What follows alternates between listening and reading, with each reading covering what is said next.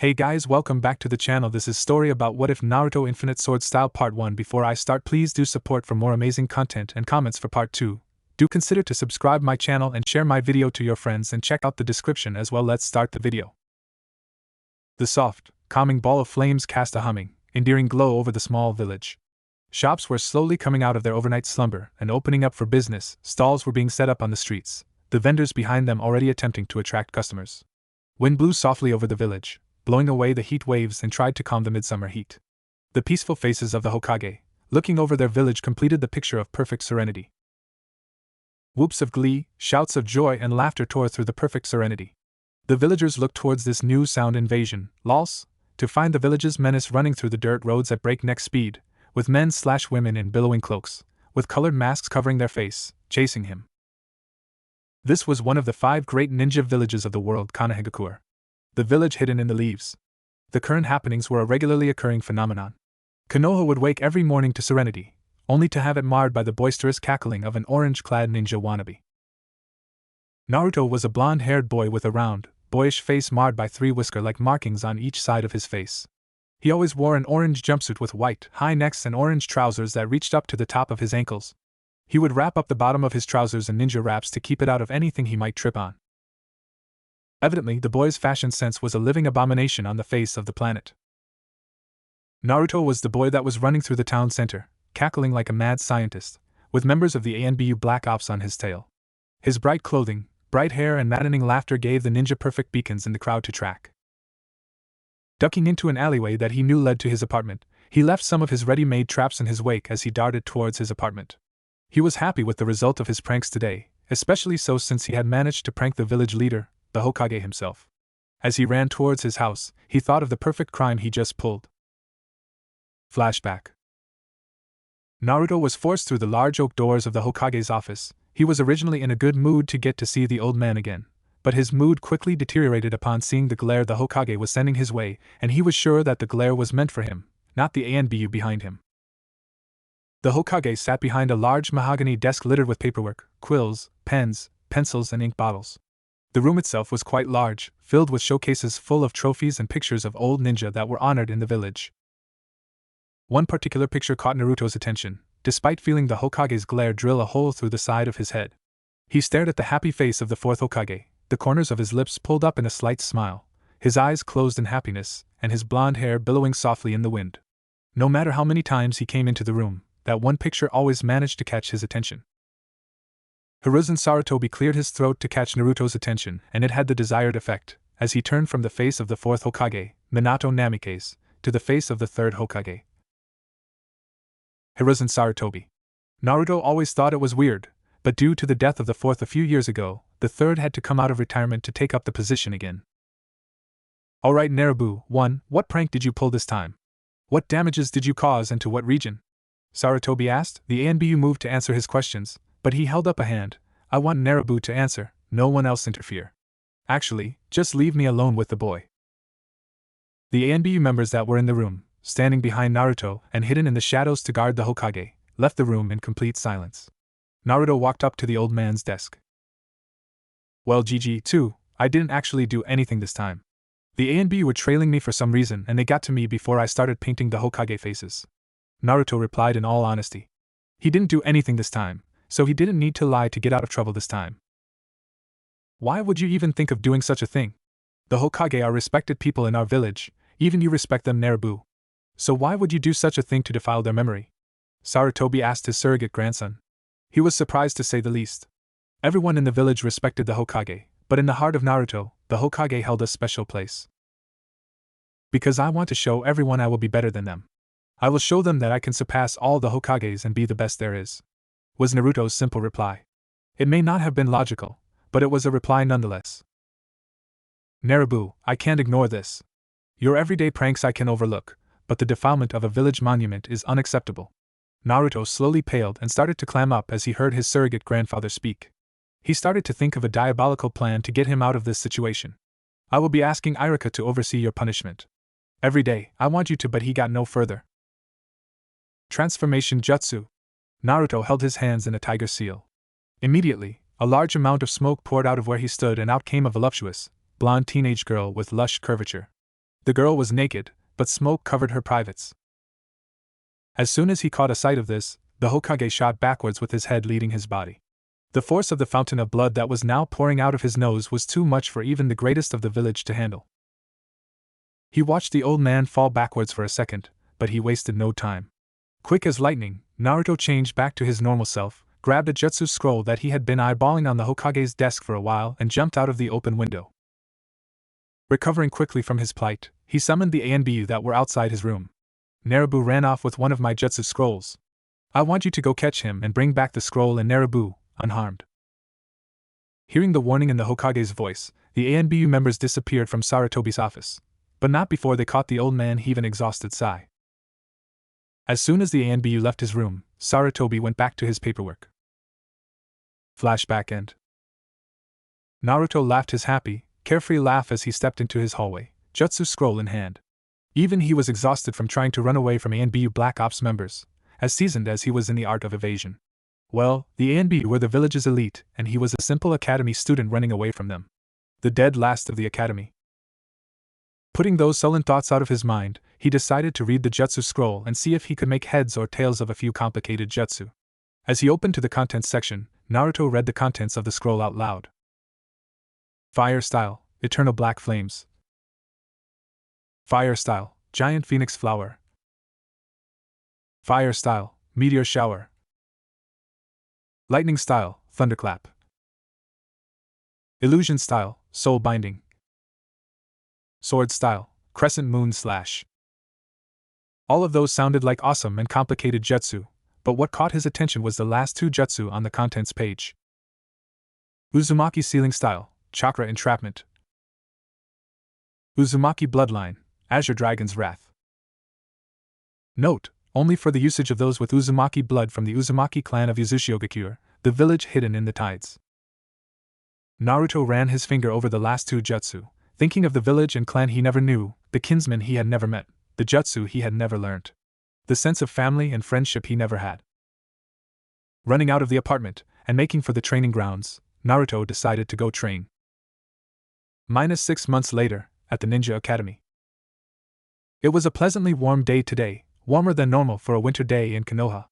The Konoha Ninja Academy was abuzz with life, students were running around everywhere, trying to revise or practice their jutsu at the last second. Yes, this was the day for their graduation exams. Many of the students were wearing less clothes that day, favoring to wear lighter clothes due to the warmer day. Many were wary, however, and brought heavier clothes along with them. Some left their heavier clothes with their parents in order to pick them up later if they needed them. The parents tried to stay out of the way of the students for the most part. They were starting to form a ring around the academy. Parents weren't allowed to see the actual exams, but they were more than welcome to come and pick up their children, along with their report cards and their exam results. Naruto was one of the few students that felt like he didn't need to practice.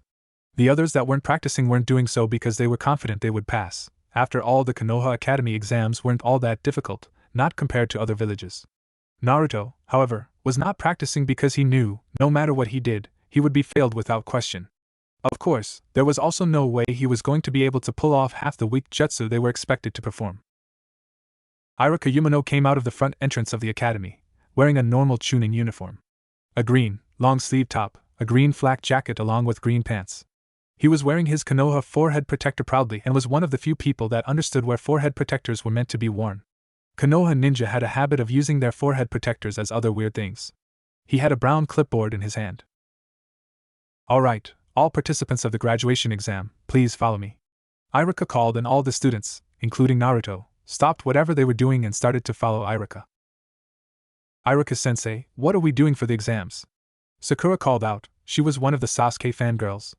Pink-haired, worried more about her looks than her skills, though she had a fair bit of book knowledge. You will know soon enough, I will explain once we are inside. Iruka answered cryptically, giving away nothing of the actual contents of the exams and the manner in which the exams were to be conducted, as if he meant to entice them into being curious about their graduation exam. The class followed Iruka to a classroom. Iruka stopped in front of the door, opened it dramatically and let everyone through. As soon as Naruto, the last student in the line, went through the door, Iruka went in and locked the door behind him. This caused everyone to gasp. Sorry, but that had to be done. We don't want any outside interference while the exams are in progress. Iruka explained, trying to pacify those that were easily riled, and succeeding easily. Okay, sorry to keep you all waiting. Please take a seat according to where your names are posted on the seats. Everyone followed the instruction without a fuss. Naruto ended up sat sandwiched between Sakura, the crush of his short life, and Sasuke, his eternal arch-nemesis. He didn't know whether to be happy about sitting next to Sakura or angry about sitting next to Sasuke, so he decided to shut up and be neither.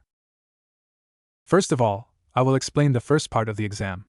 To those that are wondering, there are 5 parts in total within the exam. Some people looked at Iruka weirdly at this. They grew up hearing about the 4 parts to the exam, but what was this 5th part Iruka was speaking of? Many of you look confused as to what the 5th part may be. Well, I will explain. The first part of the exam is a written test. At this, everyone bar Sasuke, who was too cool and emo, and Sakura, too intelligent and loving of written tests, groaned their displeasure. Iruka ignored the moans and groans and forged ahead. The second part of the test will be a genjutsu test. The third part will be taijutsu and the fourth part will be ninjutsu. These are all common tests that you all know about and have learned about when your parents told you about the exams. The fifth part is a new test that the Hokage himself has felt necessary to introduce. It will be a free test. What do you mean, a free test? Surprisingly enough, it was the class cool boy Sasuke that spoke up. He never liked the unknown and had a near-phobic fear of it. Meaning you are free to do whatever you want to impress the judges. Each judge will give you a mark out of 1000 based on how you execute whatever you were doing, including style points and the power of your technique. One of the judges will be the Hokage himself, Iruka said proudly, looking at the odd faces of the students.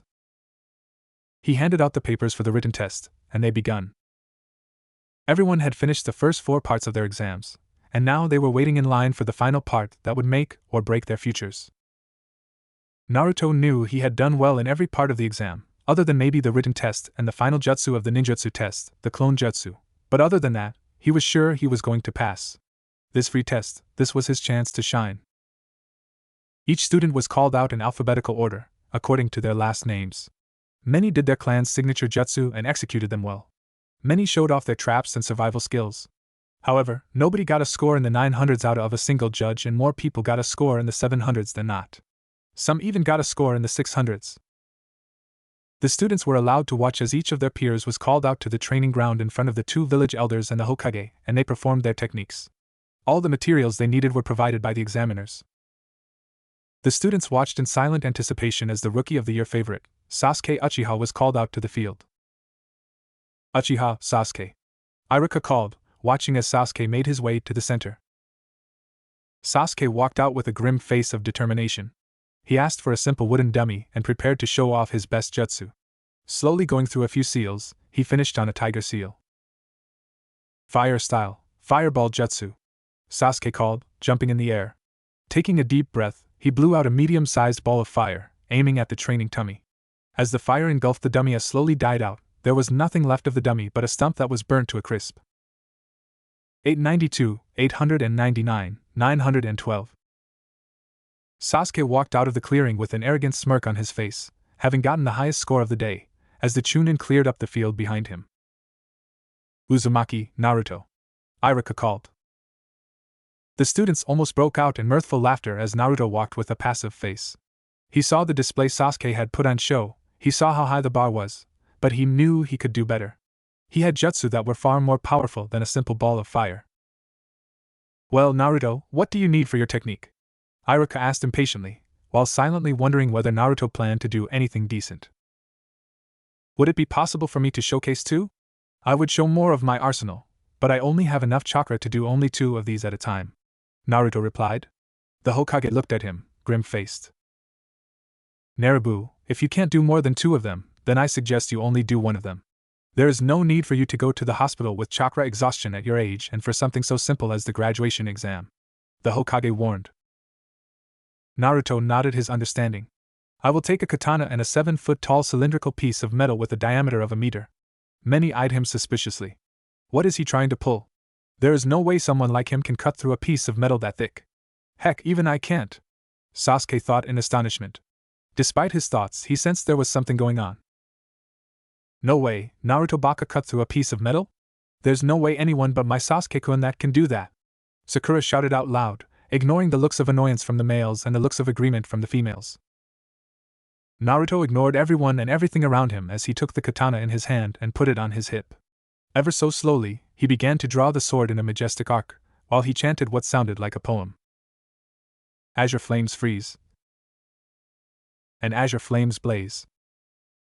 Azure phoenix cry, and azure phoenix smile. Azure dragon sing, and azure dragon wail. Slowly, as soon as the tip of the blade seemed to have left the sheath, he started to sheathe the sword again. See! All he did was chant a poem! Sakura shouted, while others also shouted in agreement. Nobody caught the hundreds of slashes that went into the metal post. Even the Hokage only saw blurs that looked remotely akin to slashing. With an audible clunk, the sword was replaced in the sheath. The chunk of metal exploded in azure flames outlined in black. The flames engulfed all of the metal that was there, rising high into the afternoon sky as it burned through the atmosphere. No fragment of metal was left, no charred soil, no ash, nothing. The metal post just burned away into the air, leaving no evidence of what occurred. A perfect kill. Uzumaki Bloodline Limit, Azure Dragon's Wrath. Naruto hummed lightly, as he placed the sword in Iruka's arms. He walked away, without looking at the scores he got, already knowing the result. 1,000, 1,000, 1,000. Sasuke looked on in outrage. Naruto glared at his favorite teacher. It wasn't usually the case, he always got on with Iruka, though sometimes Iruka was more than a bit annoying for Naruto as he was the one that always caught Naruto after he played a prank. This time, however, Naruto had a legitimate reason to be angry at him. I'm telling you, Iruka-sensei, someone's rigged the test. There's no way I didn't pass. I did half decent on the written test, I did okay on the genjutsu, I did better than most on taijutsu, and I would say my ninjutsu was a borderline pass. As far as the free test goes, I had, by far, the highest score in the entire academy. So tell me, Iruka-sensei, how the hell did I not pass the graduation exam? Naruto hollered at Iruka, for once, in more anger than he usually blessed Iruka with. Naruto, I can see that there is no reason for you to not have passed your exam. In fact, in my opinion, you should have passed with flying colors and praise. But it's not my opinion that counts here, I can't do anything about the marks you were given by the markers, it isn't my place to argue. Iruka pleaded, though he knew he wasn't going to get anywhere. Naruto could be really stubborn when he wanted to be. So you're telling me to take this lying down? I have taken a lot of nonsense from a lot of people in my life, but this has reached a record low. What kind of bullshit is this? Naruto screamed, but before Iruka could say anything, he whirled and stormed off. Oh boy, I get the feeling I am going to really regret this later on. Lord save us all, that boy can be a handful. Iruka muttered to himself, before returning to marking the papers he was set to mark for the younger students in the academy. Outside, Naruto found a familiar face waiting for him, leaning against the column that supported the roof. Seeing Naruto approach, he too came towards him. Dobe, I need to talk to you. Come with me for a bit. Sasuke commanded, not bothering with a greeting, or asking whether the other boy had time on his hand or not. Not now, team, I have things I need to take care of. If you need to talk about something, talk about it here and talk about it now. Naruto replied, also not caring for niceties. Fine. I'll tell you here. The jutsu you used in the 5th test, teach me how to do it. Sasuke said, taking on the same commanding tone again. Forget it, there's no way you could learn something like that. Naruto smirked. Why not? If you, a no-name Dobe, the dead last of the academy, can learn a jutsu like that, then why can't I, the rookie of the year, the heir to the Uchiha name, learn it? Besides, I have more need for a powerful jutsu like that than you ever will. Sasuke shouted, not bothering to check if anyone else was in hearing range. Simple. Is your precious Uchiha brain too small for you to understand the concept of a bloodline limit? Then let me make it clear for you, only an Uzumaki can learn that jutsu. Naruto hollered back, then proceeded to walk away from the shell-shocked Sasuke. Besides, I need to talk to the Hokage about something, I don't have time to be wasting on people as arrogant as you. Naruto walked away calmly, leaving a dumbfounded Sasuke in his wake. Where is the useless, hyperactive Dobe that he was until a few days ago? Sasuke thought. Naruto was currently talking to Mizuki, one of the Chunin that was a teacher at the academy. He wasn't away, as of yet, why Mizuki wanted to talk to Naruto, but he said he wanted to discuss something important. Had it been someone other than one of his teachers, Naruto would have flipped him off and walked away, but alas, it was one of his teachers and he was forced to listen to him. Naruto, I'm sorry you didn't pass the graduation exam. I was one of the people that was in favor of passing you, along with Iruka, but the other teachers were for some reason completely and utterly against letting you pass. I'm afraid me and Irika couldn't do anything about the situation. Mizuki started. Naruto was starting to have his doubts about whether Mizuki was going to talk about anything remotely important, or if he was going to just drone on and on about how unfair life was. He needed to get to the Hokage so he could complain, and Mizuki was currently getting in his way, frankly. But seeing as you're the only person that didn't pass this year, I know of a special graduation exam that you can take. Hearing that, Naruto perked up. If Mizuki didn't have it before, he certainly had the young boy's attention now. It only becomes available if only one member of a class doesn't pass the exam. All you have to do is prove your worth by taking the scroll of sealing from the Hokage Tower, run away with it, and learn a jutsu. If you can do that, you pass the special graduation exam. Something told him this was a trap, that this was stealing, that it would land him in serious trouble. Going against his better judgment, Naruto took off to find the scroll of sealing. Thump thump. Thump thump. Thump thump. He could hear his heartbeat in his ears, faster than it had ever been in his life. Though he didn't stick around to find out what happened, he hadn't left early enough to not hear the Hokage sending out the ANBU with a serious order. Bring the boy and the scroll back to me, both unharmed. I will deal with the thief personally. Those were the direct orders of the Hokage to the ANBU. Naruto's blood had ran cold as he heard the tone of the old man's voice. He knew he had done something wrong, so terribly wrong, but he couldn't go back now. His instincts told him from the very beginning this was a trap, and once again, his instincts were correct. Naruto didn't hang around long enough for the ANBU to find him before he took off, completely masking his presence and his trail. He wouldn't be caught, not by the ANBU, not by Irika, not by anyone, no matter what happened. He would stay hidden and complete this special graduation test. He sped through the forest, jumping from tree branch to tree branch, as the sound of pursuing ninjas slowly became more and more distant. He was losing them. He was using his only talent, evasion. Coming to a small clearing, ringed with tall trees, within the forest, Naruto stopped to take a rest. His breath came in shallow, ragged pants. He ran as fast as his feet would carry him through the forest to get there, but he could move no more. Deciding to learn the jutsu now, rather than leaving it until later to do it, Naruto slowly unraveled the massive scroll. The scroll opened with a slight glow but no resistance. As Naruto sifted through jutsu after jutsu as they got harder to execute and more taxing to maintain, poring over complicated diagrams and puzzling explanations, his eyes ran over something that shook him to the soul. There, on the scroll of sealing, was a handwritten excerpt next to a sealing array that made his eyes water and his blood boil like molten fire. Dear Naruto, if you are reading this small piece of writing I had time to leave and you are seeing the sealing array that has been placed on this scroll, then I assume you have succeeded me as the 5th Hokage. First of all, I wanted to apologize for leaving you with something as heinous as the Kyuubi, knowing that the villagers would resent you for it. I am sorry for leaving you with such a difficult life, for cursing you to a hell on earth, but it had to be done. I had to do something to protect the village, and the only thing I could do was seal the Kyuubi away in a child, so the chakra network wouldn't be as developed as an adult's, so that the Kyuubi could be properly sealed.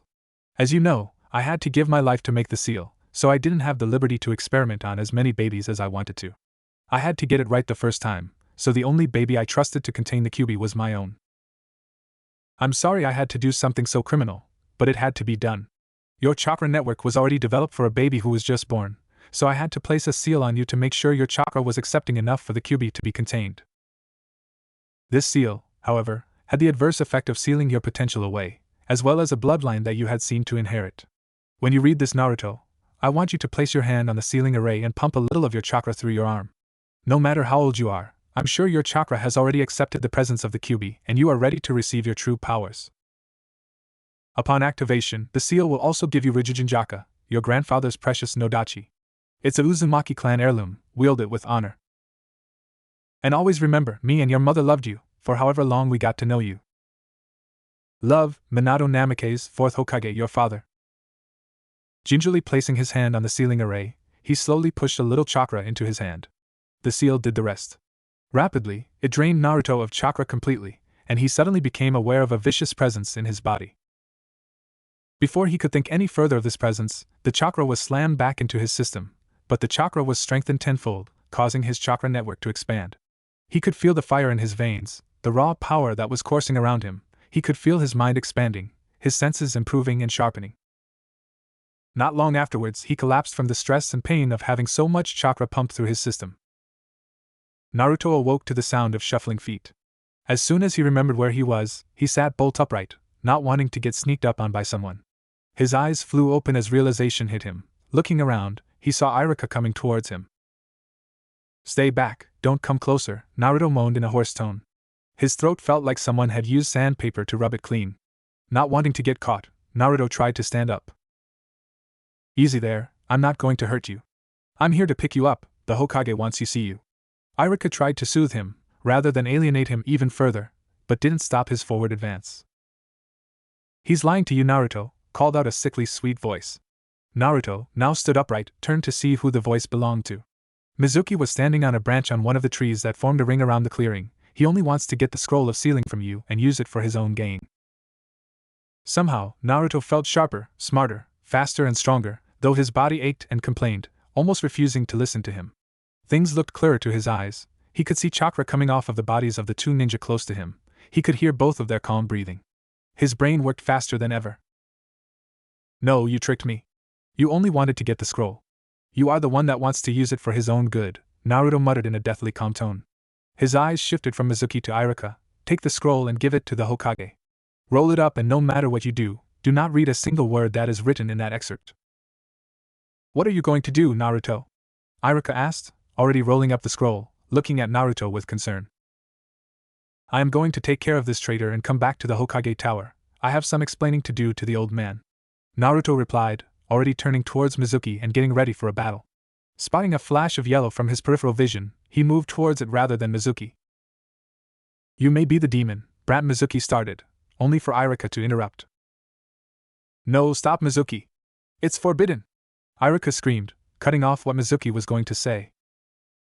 "Why not? He would learn about it someday, that he is the reincarnation of a demon for the second time in less than a minute," Mizuki was interrupted.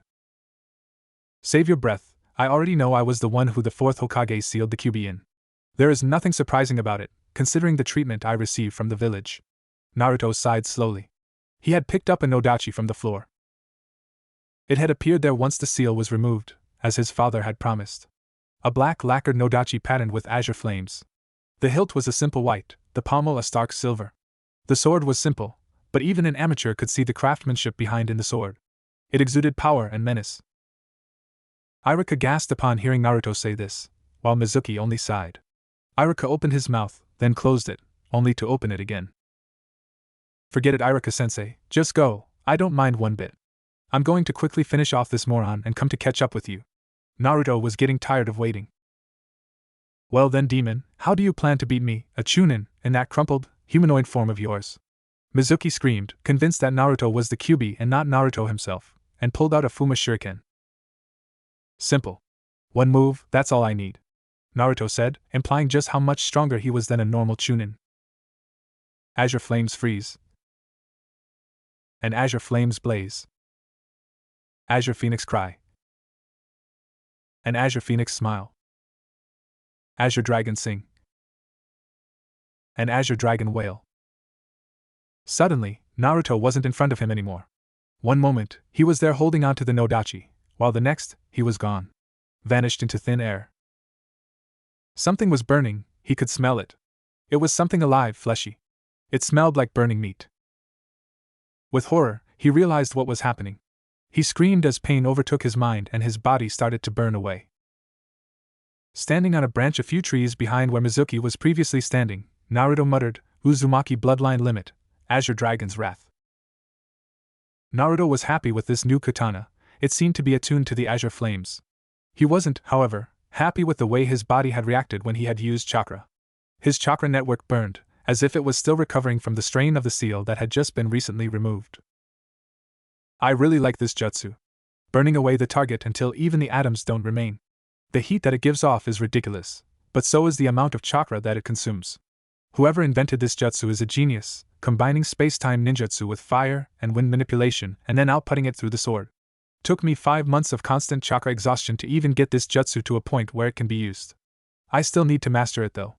Naruto's thoughts ran rampant as he sped through the forest to catch up to Irika. Naruto awoke to a smell of disinfectant, sight of white sheets and curtain, and the sound of a whispered conversation. He wasn't aware of where he was or what had happened after he killed Mizuki. "Where am I?" Naruto thought. "I'm telling you, Hiruzen, There is no need to put the genin back into the academy just because of one measly dead last, Danzo whispered to Sarutobi, trying not to wake the already awake Naruto. What's going on? Where am I? Naruto questioned, cutting into the conversation that the older males were having. He wasn't aware of it just yet, but they were talking about him. Narabu, good to see you awake. You are in the hospital. I admitted you here because of chakra exhaustion and some minor damage to your chakra network. How are you feeling? Sarutobi asked the boy kindly, not giving him any clues as to what the prior conversion was concerning. I feel fine, just a bit sore, hungry, and most of all thirsty. However, all things considered, I feel perfectly fine. How long has it been since my admission? To say Sarutobi and Danzo were surprised was an understatement. Overnight, the boy's tone of voice had changed, along with his speech pattern. No longer did he speak in a friendly, bright voice, gone was the sloppy, almost tramp-like speech pattern that Naruto had used before. What's going on? The boy sounds more like a Hyuga than a random ninja that lived on the streets for half their life.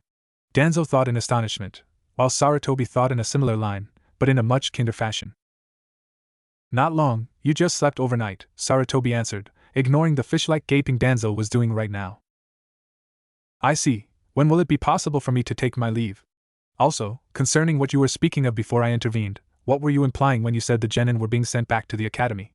Naruto asked suspiciously, his second question being directed at Danzo.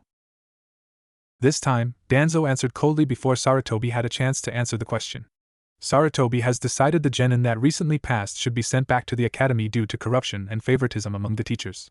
This time, he has decided all students will be monitored by a jounin he trusts. You will be able to leave any time you want, you have been treated.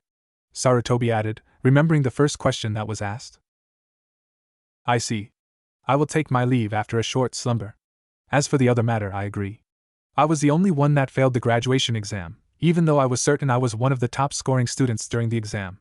I scored, by far, the highest on the 5th test, which was said to award the highest amount of marks towards the end result. This shows that there is at least a slight bit of corruption within the academy teachers, as well as the fact that one of the teachers of the graduating class was a traitor who I, regretfully, had to kill. Naruto informed, much to the old men's shock, and to Danzo's chagrin. The Hokage only nodded at the information provided by Naruto, while the Warhawk only thought, you foolish brat, of course I know there was corruption within the academy. I was the one that ordered them to fail you after all. Naruto frowned at the smirk that had unconsciously come onto Danzo's face, but chose to ignore it. Now, if you will excuse me, gentlemen, I have some sleep to catch up on. With that, Naruto was back under the covers and under the cover of sleep. Naruto felt himself floating in what he assumed was air. He could feel nothing, literally nothing, hear nothing, smell nothing, taste nothing and see nothing. He was floating in a timeless black abyss. He couldn't feel any clothes on his body, so he assumed he was naked. Where am I? Naruto thought, still half asleep. Thinking set in motion a chain of events. First was the fact that the black abyss morphed into something more substantial, a sewer, but there was no pungent smell. The color of the atmosphere slowly turned from black to a dull olive green. Where am I and what am I doing here? What's happening? Naruto thought, slightly panicking. Suddenly, he could feel an overwhelming, evil presence near him. As he looked towards where he thought the presence came from, he saw what looked to be a jail cell. The inside of the cell glowed a dull, reddish orange. You don't realize where you are, brat? A deep, gravelly voice seemed to call from the depths of the cell. The voice shook him to the core of his very being. You don't recognize who I am? Something told Naruto he should be scared of what this thing was. He still didn't understand where he was, or how he had got there, but this thing made him forget all of those worries and focus on it. He didn't know if he should actually be scared of the thing, seeing as it was behind bars, but he decided to be wary. What are you? Naruto called, not wanting to speak too much, lest he speak out of line and anger whatever it was that was behind bars. I am the nine-tailed demon fox, brat. Your tenant, as you might know. The fox came in full view of Naruto now, his demonic coat glowing with power, his slitted eyes blazing. His entire gigantic form exuded menace, rage, greed, and all things negative in the world. Seeing the fox this close, Naruto wanted to run and hide like a little child. So, what do you want with me? Why did you bring me here? Well, I assume it was you that brought me here. Naruto fought the urge to run. He knew running would do him no good here. If the fox wanted to, he could come after Naruto and destroy him within a second. I wanted to speak with you, brat. It seems the time has come for us to make a pact, so as to not get in each other's way. Kyubi said, though in his mind, he was thinking down a different line. Of course I want to make a pact with you. The eyes you unlocked with your potential because of the seal puts my life in jeopardy. I might not want to admit it, but I can't do anything against those eyes of his. Sure, Naruto forgot the previous fear he had for the Kyubi. He surprised the proud fox by smiling and walking right up to the giant rods that were keeping the Kyubi captive. So, what would making the pact with you entail? I assume you want to offer something, but you want something in return? Look, brat, I have been stuck inside you for the past 10 years. I might not want to admit it, but even I can see that I am not getting out of you anytime soon. At this, the fox grimaced, making his intimidating features look truly frightening, so I want to offer you my full cooperation. I will allow you to use my chakra at will, but in return, I want your word that you won't enslave me with your eyes. Naruto didn't seem to be listening, though he was, and was climbing up the gate that kept the cell closed. Upon reaching the center, he once again surprised the Kyubi, but this time, by ripping off the seal that kept him captive. Brat, do you realize what you have done? You have set me, the nine-tailed fox, the Kyubi, the greatest demon on this planet, free. You have set me free. The Kyubi's voice rumbled like thunder, the pressure from his presence multiplied tenfold. A nurse had come into Naruto's hospital room to change the sheet, assuming that Naruto had already vacated the room. So imagine her surprise when she saw a boxer-clad Naruto laying in the bed, looking peaceful. At first, before seeing Naruto, she was humming happily to herself. She enjoyed her job, helping out at the hospital, helping the injured, the sick, the elderly. Even she, however, had to admit that doing the same chores day in and day out had gotten more and more tedious, boring even. They felt like chores. Her breath hitched in her throat when she saw Naruto laying there. She walked slowly towards him and tucked the sheets under one of her armpits to allow the other hand to be free. She intended to wake Naruto so she could change the sheets. She dropped the sheets and let out a blood-curdling scream as an orange, rage-filled aura consumed the room. A doctor came running, wanting to see what had happened for a nurse to have screamed like that. Seeing the state of the room, he did the most rational thing he could think of. Inform the ANBU and the Hokage, the demon is running rampant, he called. I know what I did. Kyubi. Naruto was cut off by the Kyubi. Call me Kurama, brat. That's my real name. Right.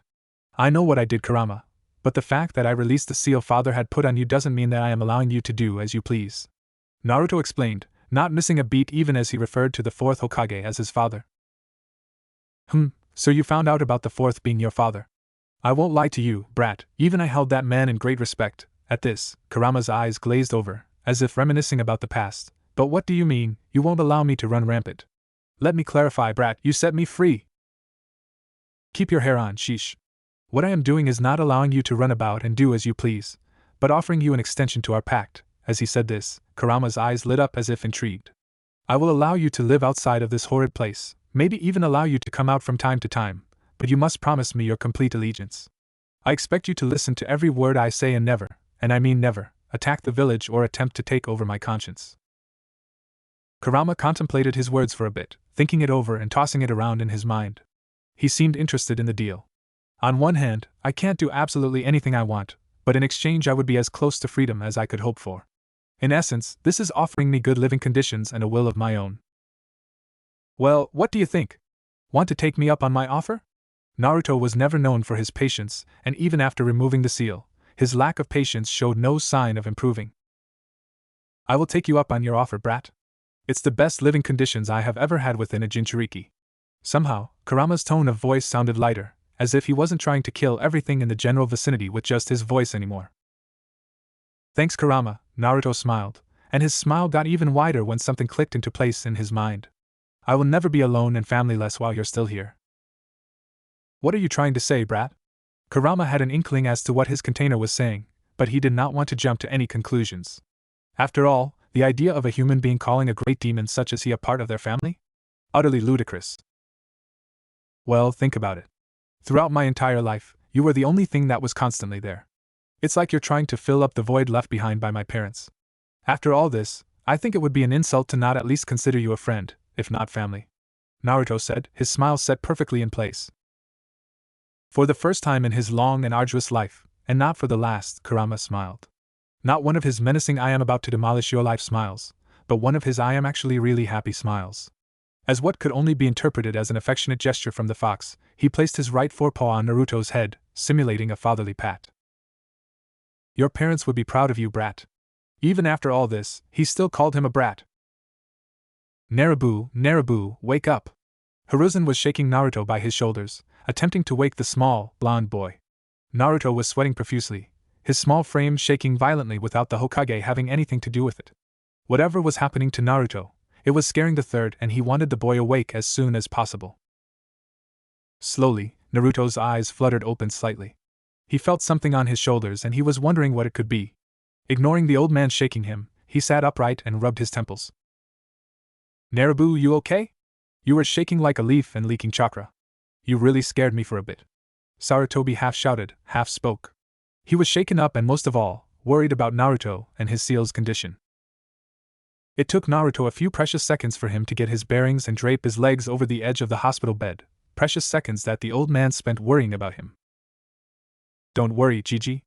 Everything is fine, but I think you would want to know about what happened while I was asleep, Naruto said, at which Sarutobi arched a perfectly groomed eyebrow. It's quite important to my status as a ninja and whether you want to still let me pass through the academy. Why wouldn't I want to let you through the academy? Naruto, don't tell me you did something stupid. Sarutobi trailed off, waiting for Naruto to answer with patience that could only be accumulated through the endless years Sarutobi spent as a ninja. Naruto shook his head. I can't tell you here, not while anyone could walk in on us. As if to prove his point, a nurse walked into the room with new sheets. Not the same nurse as before, that one was still recovering from what she saw earlier. Does this have something to do with Naruto leaking the Kyuubi's chakra earlier? Fine, meet me in my office in an hour or so, but first go to your apartment and get cleaned up. With that he vanished in a swirl of leaves. I believe all my belongings have been taken care of? At this, the nurse only nodded a silent head. Good, then I believe the time for me to take my leave is long overdue. He too vanished in a swirl of leaves. Naruto walked into his apartment to find the messy flat completely clean and void of any mess. Strange, my house is always messy, regardless of how careful I am, Naruto thought in confusion. He had more than a reason to be confused. His apartment never stayed clean for more than an hour, even after he cleaned. Naruto was immediately on high alert. Years of beatings, torture, evasion, and stalking the streets at night for supplies had driven home one thing into his young mind. Caution. 1. Even when entering the apartment, he had made no noise. His presence gave nothing away, not a sound, not a smell. He had learnt long ago how to mask that using chakra. Several run-ins with the Inuzuka clan had taught him the importance of masking the latter. Taking no risks, Naruto prepared 2 chakra entrapment seals, one in each hand, and started walking towards the living room. This time too, he walked through the door without a single squeak, without a single noise. At this point in time, even though he was young of age and shallow of heart, he was a master of stealth. No matter what the villagers said or did to the young boy, no one could deny it.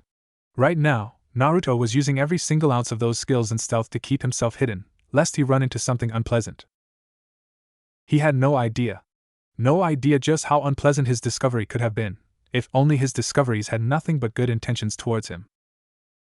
There, sitting on his old and ragged couch were 2 men, well that's what Naruto assumed they were. One was taller than the other by quite a fair margin, and they both slumped backward as if asleep. They were wearing long black cloaks adorned with red clouds, simple hats made of straw covered their heads. Naruto had heard about this legendary criminals, he had seen them in the bingo books that he stole from the trash cans. Akatsuki? Naruto's mind froze, literally froze. No thought went through him for a while, he just silently stood there with the seals still active on his hands. He couldn't comprehend what someone along the lines of members of Akatsuki would be doing here. Almost as soon as his mind froze, however, his mind started going into overdrive. All his senses suddenly sharpened, his eyes started consuming chakra, but in turn, his vision got a lot better. He seemed to be able to see the chakra in the 2 relaxed figures on his couch, and he was scared. Their chakra signatures were massive. What the hell are they doing here? Well, I can't do much other than seal away their chakra and hope for the best. There is little hope for me to fight and win against such opponents. Naruto thought, keeping his calm despite being scared out of his mind. Slowly and silently creeping towards the 2 limp forms on his couch, he did what he could to keep himself safe at that moment in time. Pumping all the chakra he could into the seals, so they would hold fast for a long time and resist a high chakra output, he tapped both the men on their heads and pulled out his nodachi from its sheath. Wake up! Holding the nodachi over both of their torso, he shook them awake one by one. Who are you and what business do you have at my residence? Itachi turned around, paying no heed to the blade which pointed somewhere between his upper chest and the lower part of his throat. Coal black met sapphire blue as Itachi tried to put Naruto in a genjutsu with his Mangekyo Sharingan. A shocked expression flitted momentarily across his face, before his face returned to the old stoic mask. Kisame was watching the exchange with a bored look, still trying to figure out just why he couldn't channel any chakra through his body. Uzumaki-san, please lower your blade and sit with us. We have much to discuss. Itachi's voice was a lot lower than he thought it would be, seeing as the man had less than masculine features, by his opinion. He was expecting something higher and more feminine. Walking around the couch, and sheathing his nodachi, he decided to sit on the ragged armchair across from the criminals, all the while keeping a careful eye on both of them. Itachi-san, can I kill him? Kisame asked, much to Naruto's fear and Itachi's ire.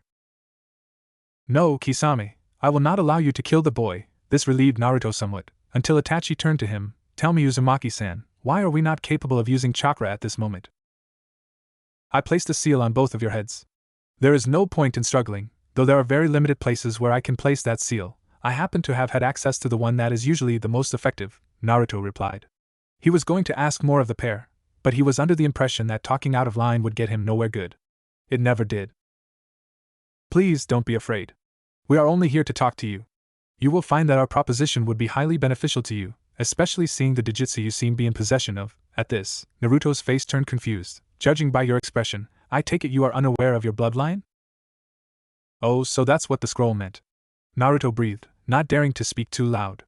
As time wore on, he was becoming more and more scared. He wasn't used to being in the presence of such dangerous people, people that may or may not be hostile. Please relax, we bear no ill intentions towards you. The corners of Itachi's lips pulled up a bit, which Naruto took to be his attempt at a comforting smile. Seeing as you have such a powerful bloodline, I would like the opportunity to train you. Now, Naruto was no fool. Had he really been the idiot that he was pretending to be in front of the village, he would have jumped at the possibility of being trained by someone remotely as strong as Itachi. However, idiotic he was not. Why are you doing this? When Itachi opened his mouth to answer, Naruto held up his hand and continued, Don't tell me it is due to the bloodline. I am no fool, Itachi Uchiha, and only a fool would take help from a shinobi as powerful as you, knowing that you might have hostile intentions. I assure you, I have no hostile intentions towards you. When Naruto didn't respond and only looked at Kisame, Itachi tried to defend his partner. Either does Kisame, as I'm sure. His earlier comment was only him being normal. He rather enjoys bloodshed. Naruto cringed for a mere moment. It still doesn't explain why you want to train me. If you really did want to train me just because I possess this bloodline, then pray tell, what are you doing in my house? What do you mean? Itachi could see him getting suspicious. It's true I hold no ill intentions, but even still, this boy is sharp for a child that is still in the academy. Please, like I said, I'm no fool. Judging by your reaction after seeing my eyes, I can only think that you only found out about my bloodline after meeting me in person, which still leaves the question, why are you in the premises of my residence? Where did the boy learn to talk like that, and why was his mind so sharp? Besides, I can tell by your attire that you are members of Akatsuki. If I know one thing about Akatsuki, it's that they are not friendly. Especially the two of you, Itachi Uchiha and Kisame Hashigaki. Itachi's eyes widened. He was expecting the boy to know his name, seeing as they were from the same village, but for him to know Kisame's full name? Where was this boy getting his information from? I was expecting you to know my name, since we are originally from the same village, but how do you know about Kisame? Naruto only rolled his eyes. Criminal or not, it was really comfortable talking to them.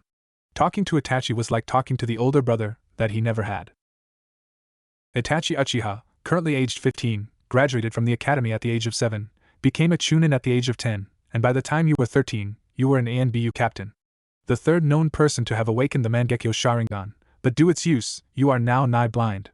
You killed your entire clan a few years back, with the exception of your younger brother Sasuke, and ran away from the village and became a missing nin. All through this, Itachi's eyes became wider and wider. While you told your brother to hate you after torturing him through the use of Tsukuyami, and left him for dead, you really loved your brother from the bottom of your heart, and still do, I assume. Though you told him that you killed your clan in order to test the extent of your abilities, you really did it to stop the coup that your father and the senior clan members were planning. Itachi-san, is this Kisame started, only to be interrupted by a thoroughly irritated Itachi. Be quiet for a second, Kisame. Slowly, Itachi turned to Naruto. How do you know all of this, and who gave you this information? Naruto decided to ignore the outburst from the otherwise calm man, and continue with his barrage of information. Though the Hokage was unaware, You were under the orders of Danzo Shimura. You were given a choice between dying with your clan, while the village took damages in order to completely annihilate the Uchiha clan, or you simply killed the Uchiha yourself and saved your little brother, who was innocent, but becoming a missing nin in the process. You, being the traumatized pacifist you were, obviously chose the second option for the betterment of the village. He looked into Itachi's eyes, daring him to contradict. While this was happening, you met up with Madara Uchiha, who would have attacked the village, but you pacified him through offering to eliminate the Uchiha clan for his revenge. Did I get any of that wrong? Itachi only gaped for a few minutes. As calm and collected as he usually was, he had no idea how to react to this insolent child that seemed to be able to pick apart his greatest secrets with the greatest of ease. Finally, finding his voice, he muttered, "How do you know all of this?" Simple. Being hated and tortured by the village as I grew up, I was forced to become far more mature than my age allowed. Since I was always hunted by the village, sometimes even by high-ranking tracking ninja, I had to quickly learn to become stealthy, Naruto replied. That still doesn't explain how you know all of this about me.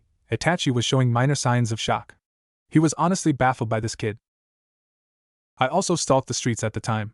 Seeing as I was homeless and lived on the streets, I would usually go from place to place in an attempt to find whatever food I could. Itachi only nodded, still not understanding where information gathering came into this. One particular day, I had found a rather decent meal for my standards at the time and I was quite full. I happened to have found the meal in one of the trash cans in the Uchiha compound and coincidentally overheard your father's plans about the coup. So naturally, curious boy as I was at the time, I decided to tail the most powerful Uchiha I could think of. Itachi looked at him like he was crazy. You tailed me for 3 days without me noticing anything? Impossible. You may have learned some stealth, but staying hidden from me for that long is laughable. Itachi sounded calm for someone so full of rage and turmoil. If there is oneness I learned about stealth, it's that the best way to hide is in plain sight. I transformed myself into a fly and hid in your hair for 3 whole days. Kisame looked skeptical while Itachi's face finally morphed into one of understanding. It was hard going without food and water for 3 days, but that's only for a normal person. It was a piece of cake for me. So that fly was you.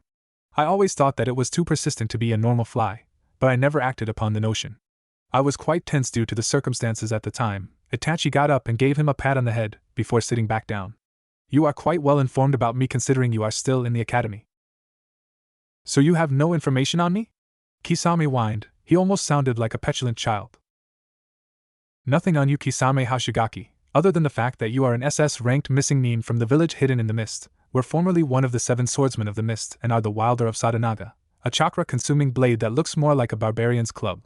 You are also famed to have chakra reserves comparable to that of the Nibi, the two-tailed beast. Naruto droned. Wow, for someone that says you don't have any information on me, you sure know a lot, Kisame muttered, disappointed that he wasn't as unknown to the blonde library as he once thought. Tell me, kid, where did you get the dirt on me? A bingo book I found in a trash can once. I still have it. It was one of the ones that included all the known criminals with all the known information on them, going from D rank all the way up to SS. I can only think it was for someone from ANBU Black Ops or an elite jounin. Explains things. Itachi rejoined the conversation. So, are you ready to accept my reasoning? Right now? No. You still haven't told me why you are in my house. Itachi let out a tired sigh. Well, you were right. We were formerly members of Akatsuki, though the reason for us being here is that we have since left the organization. The man that was running everything calls himself a god, and expects all of us to kneel to him. We are powerful ninja, all of us, and that doesn't sit well with us. So we decided to leave. Explains why you are here at the most. Why do you want to train me? Naruto asked, his ever-suspicious glare in place. At this point in time, Itachi had resigned himself. This boy is too smart, way too smart to be the dobe of the academy. There is something missing in the picture, but one thing is clear, this kid is way smarter and stronger than he lets on.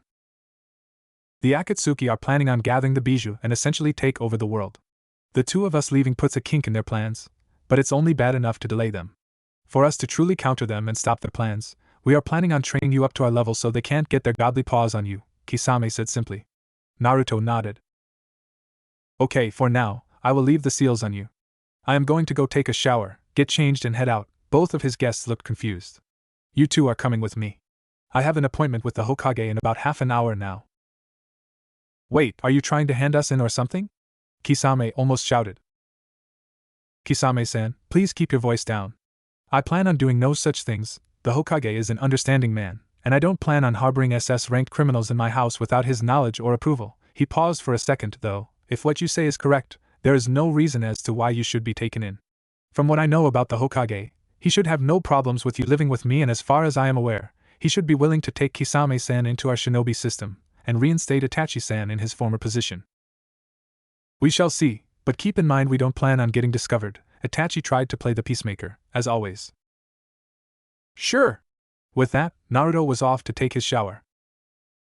Remind me why we are like this, Kisame said, trying his best to keep his voice even and his sword from mauling the brat in front of him. He was correctly disguised as a 14-year-old boy with long, red hair and bright, silver eyes. He was wearing the traditional kill me now orange that was usually worn by the Uzumaki boy. His clothing, however, consisted of more plain tracksuit bottoms and a shirt, rather than a jumpsuit. At least that was a relief. Itachi was faring better off than his partner, but not by much. He was disguised as a 13-year-old girl, short, brown hair and soft hazel eyes. What annoyed him most was the bright bubblegum pink jacket he was wearing, and the yellow skirt that was brighter still. One of these days, he was going to turn the blonde into a stain in the sidewalk. Because you didn't want to get noticed, so I decided to disguise you in the attire that I thought most appropriate. He slowly headed out the front door. You guys coming? Needless to say, both of the SS rank missing nin were fuming at the 10-year-old academy student. Jumping from rooftop to rooftop with some limited use of chakra on Naruto's part, and just pure muscle strength from Kisame and Itachi's. Though their appearances were severely altered, their muscle mass and strength were retained, much to their joy and Naruto's chagrin. He wanted to see them both fall down and destroy a couple buildings. They were making good time on their way towards the Hokage Tower. Despite having no access to their chakra, the SS rank missing nin were fast, and were seeming held behind by Naruto, who was sprinting over the buildings to the best of his current abilities. He didn't go about using Kyuubi chakra everywhere. Kisame-san, are you still annoyed about these transformations? Naruto asked the redhead on his right, to which the redhead only scowled up at him without giving an actual verbal response. I'll take that as a yes. So, what do we do once we get to the Hokage? I assume you have a plan? Itachi, the brown-haired girl on his left, asked. He was anxious, to say the least, to meet the Hokage again. He hadn't exactly left on friendly terms with the old man. I have a meeting with the old man. Once I get through with that, I plan on springing that fact about you too. Naruto seemed to think for a bit, but I don't know if you will be allowed to stay for the meeting though. It might include some sensitive information. That's fine. We respect the village's need for secrecy. We will sit it out if we need to, Itachi replied. Out of the pair of them, Itachi did most of the talking while Kisame did most of the slaughtering and threatening. They traveled in silence for a while. Naruto didn't have the liberty to choose where he lived, so his apartment was quite far away from the Hokage Tower.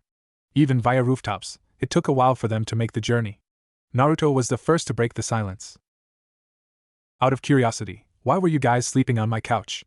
Seeing as you have been fugitives for so long, wouldn't one expect you to be on high alert at all times? We traveled for a few days without rest. We were planning on just waiting up for you, but since you took so long, we ended up falling asleep. This time, it was Kisame that decided to answer. Surprisingly, his answer didn't involve murder. The fact that the couch was comfortable helps too. Naruto's only reaction to this was a prompt sweat drop that he soon wiped off. They had arrived at the cylindrical tower where the Hokage resided and worked from. It served as the main operational base where all the main offices in the village resided, including the Hokage's office and the mission center. Alright, let's go in through the window. I don't like doing in through the entire damn tower. The glares and the shouting matches are too troublesome and I don't feel like dealing with them, Naruto muttered to his companions. Walking up the side of the building with the use of chakra, Naruto didn't notice that the other two didn't follow him. Walking up to the Hokage's window, he perched on the windowsill and looked down, seeing the two's predicament.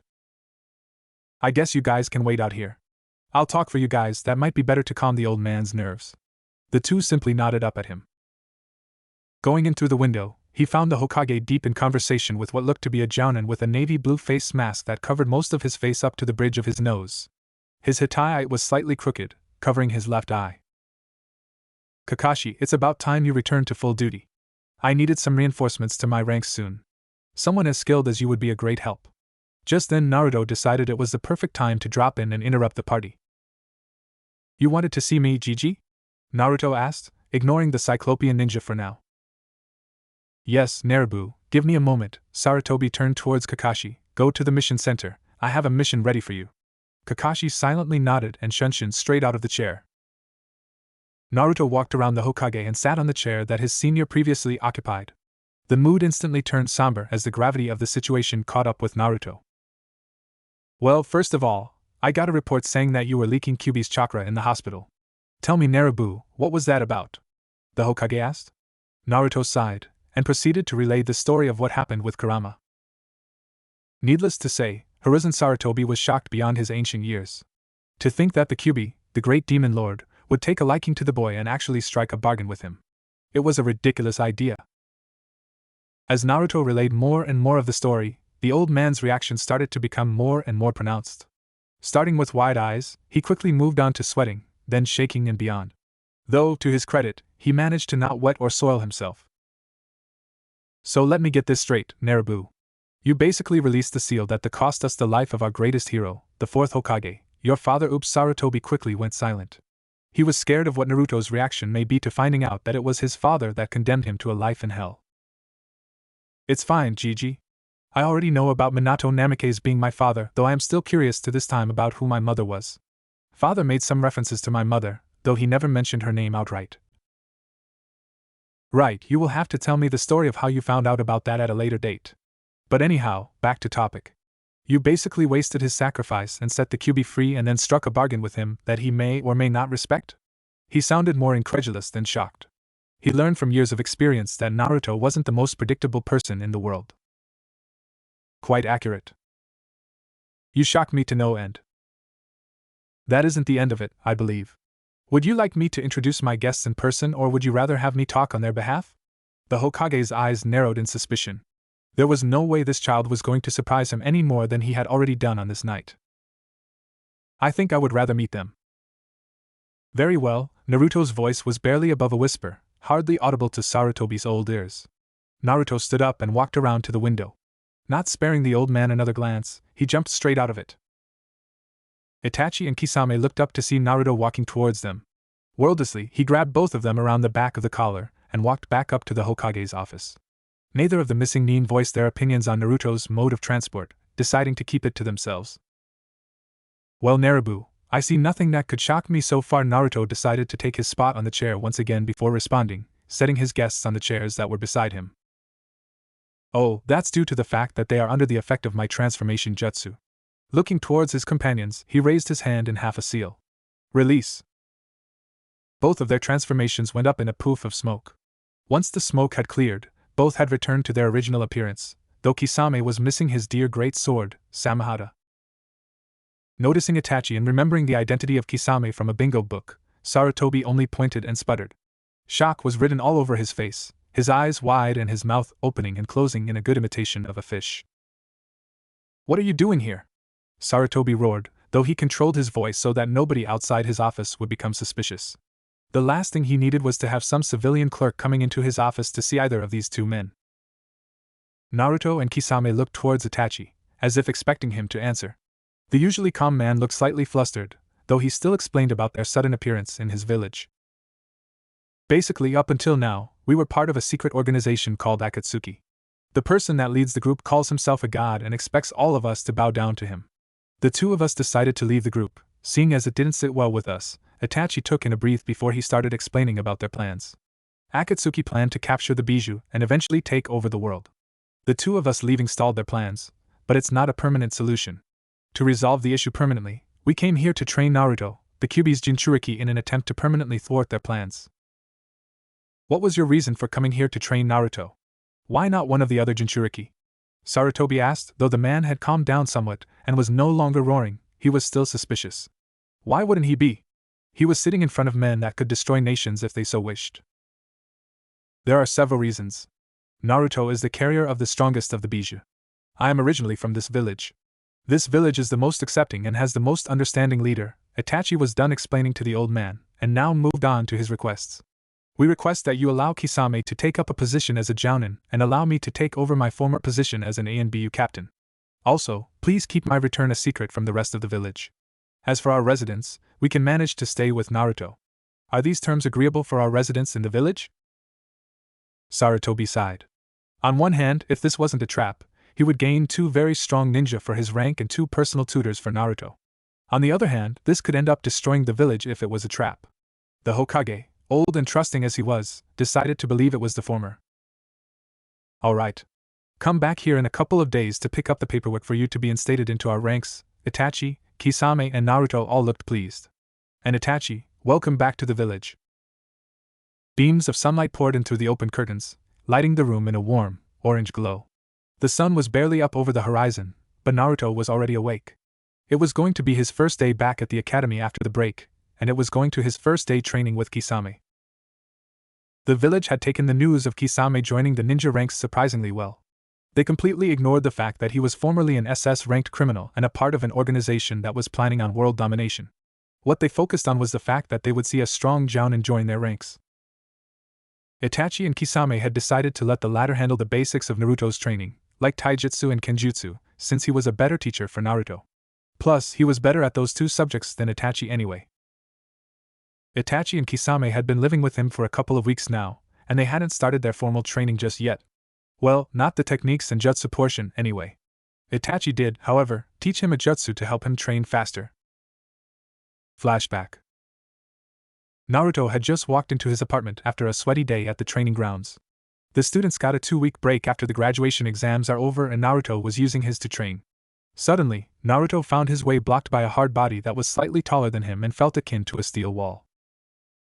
Itachi stood there, looking at Naruto's sweaty, red face. He looked as if he was contemplating something, looking at him with his Sharingan active. Sharingan, not Mangekyo, so it wasn't as scary for the boy as it could have been. Naruto, come outside with me to the training grounds for a while. I'll teach you a new jutsu, Itachi said, but he didn't get the hyperactive response he was expecting. Yes, Itachi and I, Naruto mumbled, before walking back out the door he just came in from. They were currently stood in Training Ground 3, a small grounds used for drills and taijutsu practice. Training dummies and wooden posts littered the training ground, some battered and in tatters while others looked brand new. So Itachi and I, what jutsu did you want to show me? Naruto asked, already tired from his day-long training session earlier. He had spent the last 10 or so hours kicking away at a wooden post to improve his taijutsu, and he wasn't exactly energetic after all of that. Shadow Clone Jutsu, Itachi said in his monotonous, deep voice, though there was an underlying tone of humor. I heard from the academy teachers that you are terrible at the clone jutsu, so I decided to teach you something better. Naruto only sighed. Itachi was right, of course. Naruto was terrible at the clone jutsu. No matter how little chakra he put in it, it would always overload and end up looking like a pale ghost that just finished emptying the entirety of its stomach and bowels, including the intestines. Itachi, knowing Naruto learned better through experience and actually doing things, decided to give Naruto a demonstration. Putting his middle and index finger together, he crossed them over and muttered, Shadow Clone Jutsu, and immediately, 2 clones appeared on either side of him. Naruto copied exactly what he saw Itachi do, and manipulated his chakra the same way he felt Itachi do it. Pushing chakra out of his body, and manifesting it into a body similar to his own outside his own body. That's what he saw Itachi doing. Shadow Clone Jutsu, something wasn't right. Naruto had chakra reserves that rivaled Kage's. So why was he feeling so drained from something so simple? Itachi had made 2 perfect clones and he didn't even look fazed. There was no way Naruto's chakra control was so bad, was there? Itachi chuckled lightly. It was the first time Naruto heard him do such a thing, and frankly he was scared. What's wrong? Naruto asked. Leave it up to a Jinchuriki to create 2,000 clones on the first try. Naruto looked around behind him to see a legion of clones stretching into the woods behind him. He promptly passed out from chakra exhaustion. Flashback end. Naruto swung his legs over the edge of the bed and instantly felt heavy. He was still trying to get used to the weights that Kisame had made him wear starting a week and a half ago. He must have been insane, who started a 10-year-old kid's training by strapping 20-pound weights to each limb and 30 pounds on his torso. And he told him to not take it off even when he slept. Naruto groaned. At first, he couldn't move an inch off the floor after the weights were strapped onto him. But now that he was slowly getting used to them, his movement started to become easier. Though it took some effort, he was now capable of walking, running, doing push-ups and sit-ups. That, however, was all that he was currently limited to. His daily training schedule comprised of spending 5 hours doing non-stop running, an hour of rest, 3 hours of constant push-ups and 2 hours of relentless sit-ups. Kisame had said something about increasing base strength and stamina before beginning speed and actual technique training. That on its own would have been an effective training schedule, but the added weights and the 1,000 clones that were training with him meant that he was actually training for 10,010 hours a day. Normally, the physical fatigue and exhaustion would kill a normal ninja, seeing as dispelling a shadow clone not only returned the memories and results of training, but also the fatigue that had been built up through training. Naruto, however, was alive and perfectly healthy, courtesy of the fox that was sealed within him. Even though he did roughly 420 days' worth of training in one day, a good night's sleep did wonders to revive him. Walking over to the wardrobe on the other side of his room, he pulled out his Kill Me Now orange jumpsuit. Naruto sighed. This was going to be a long day at the academy. Naruto was walking through the village's main street, his destination being the Ninja Academy. Well, stomp might be the more appropriate word. He couldn't exactly walk like a normal ninja while he was wearing all the weights he was wearing. Naruto hated walking down the main street. Everyone either stared at him in disdain, or just glared, some chucked small pieces of rotten fruits. While it was slowly became rarer as he became older, some people also thought it appropriate to beat him. The fact that he was wearing his usual Kill Me Now orange jumpsuit did not help. Being a ninja and all, he was meant to be stealthy and not stand out. His attire, however, did the exact opposite and make him stand out like a sore thumb from the crowd, whose attire usually consisted of duller colors like gray. Truthfully, Naruto hated his attire. He didn't like orange at all, but he still wore it in an attempt to keep up his cheerful persona. After he had released the seal on himself on that fateful night, he had found that several old traits had left him, being replaced by new ones. Gone was the old cheerful boy, replaced by a calm, calculating young man that was always alert. He still retained some of his old self though, the happy aura, the innocent smile. Just because he wasn't going around pranking the villagers every day didn't mean that he was a completely different person. He may have changed, but he was in no shape or form a brooder. He hated those kinds of people. My life sucks, so I'm going to take revenge. What kind of ideal was that for someone to live by? Naruto was calculating. He understood what revenge brought. People that sought revenge became powerful, but all they ever managed to bring to the world was hate and evil, breeding more and more thoughts of revenge until the world was consumed in an inferno of rage. He didn't want that kind of life, living only to kill someone or to overthrow a certain power. It made no sense to him. Sure, it will give you a purpose to live by for a short while, but what will you do after that goal was accomplished? What will you do after you have had your revenge? Regret. That's all that revenge will bring you, along with sadness and despair. These were the philosophical thoughts that ran through the young boy's mind when, absent-minded as he was at the time, he ran into a pink wall of soft flesh. He knocked the person over and ended up sprawled over the back of the said person, on the floor. Coming out of his reverie, Naruto realized the unfavorable situation he was in right now. He was spread-eagled over Sakura, the top kunoichi in his ninja class, on the floor on Main Street, with hundreds of people staring. Ino Yamanaka laughed hysterically as she looked over at his predicament, though she wasn't laughing at Naruto. She was laughing at Sakura Haruno, her somewhat of a love rival for the love of Sasuke Uchiha, the class prodigy and resident emo. Sadly, though, Sasuke paid absolutely no attention to the horde of fangirls he had accumulated over the years. See, Sakura. You should take Naruto and be happy with him. Sasuke is way out of your league. Ino was just trying to egg her on. It was a normal thing for the girls to argue over Sasuke, though either had a hope of wooing his heart. Naruto got off the girl hastily, muttering an apology he knew would be ignored. Rather than try to explain, he just braced for the pain he knew was going to come. Normally, he would block a strike so slow, but he couldn't do a single thing against her with all those weights strapped to him. Don't attack me, Baka! With that, Sakura began her hateful treatment of his blonde head, treating him to her best punches. Which, admittedly, weren't all that soft. Naruto was sitting in his seat at the back of the class, nursing his bruised head. It didn't hurt as bad as the soreness from training for 10,010 hours in the space of 10 hours, but it still hurt. Sakura had given him a pretty good beating this time around, for no reason whatsoever. Again. People would often beat him in his younger days, though as he grew older the civilians stayed further and further away from him. He didn't know why, but they seemed to become apprehensive of him, sometimes muttering something about the demon is getting stronger, he'll kill us if we go near him. That was something about the villagers that he didn't understand, as intelligent as he had recently become. They always treated him as if he was Kurama, even though it was pretty obvious the demon lord and he were two completely different entities. Were they blind? Probably, seeing how angry they were. Not everyone can be a saint like you, brat. When I was forced to attack this village under that genjutsu, I killed a lot of their family members. They can't get revenge on me for killing them, so they do the next best thing and attack you, the container. It's a miracle you're as pure-hearted as you still are, brat. It wasn't often that Kurama spoke to him, but when he did, he was there either to make a point or make fun of Naruto, something the fox enjoyed wholeheartedly. I understand why they do it, Kurama and I. I'm not an idiot, but understanding their reasons doesn't make it any less frustrating. Naruto thought back to his tenant through his mental link. He cut the link as Iruka stepped into the class, hearing Kurama laugh heartily as his voice faded from his mind. Hello, class, it's nice to see you again. Nobody paid any attention to Iruka, favoring their own quiet conversations over paying attention to their teacher. Iruka used his big teacher head jutsu and started screaming to get his students' attention. Quiet, you brats! The result was immediate. Everyone shut their mouths and turned to the front of the class and paid rapt attention to Iruka. They knew he meant business as soon as he started using that jutsu to get them to quiet down. Alright, most of you are probably wondering why you are back here. At this, everyone but Naruto nodded in agreement. He was the only one that was aware of the situation with the traitor within the academy teachers. While you already passed the academy's graduation exam, you have been held back for an extra 6 months for supplementary lessons.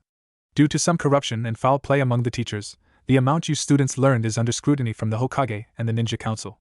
They want you to stay back an extra 6 months to make sure that you learn everything to the standard that is expected of Leaf Genin. As soon as Iruka was done with his explanation, many hands rose up in the air. Though their teacher hadn't asked if they had any questions, they knew that Iruka would always try to answer any questions they had for him. Among these hands were Sakura's eager one. So sensei, what happens after the 6 months are over? Do we take a test of some sorts or go straight into ninja duty? Sakura asked curiously. She wanted to know why this kind of an exception was made for them. Though she was no stranger to special treatment due to her mother's presence in the civilian council, she was still stranger to special treatment that affected her negatively. You will retake the graduation exam. Everyone looked at him with murder in their eyes. But anyhow, on to today's first lesson. Tree climbing. Everyone shouted out a form of verbal complaint, ranging from "But sensei, we already know how to climb trees," to "HNN, the Uchiha don't climb trees. That kind of thing is reserved for monkeys." Iruka sighed. Obviously, his students were too closed-minded to see the truth behind his words. Deciding to stop the riot that was threatening to break out within his classroom, he started to speak out, only to be interrupted by the last person he was expecting to understand the exercise. Fools, who said you will be climbing trees normally?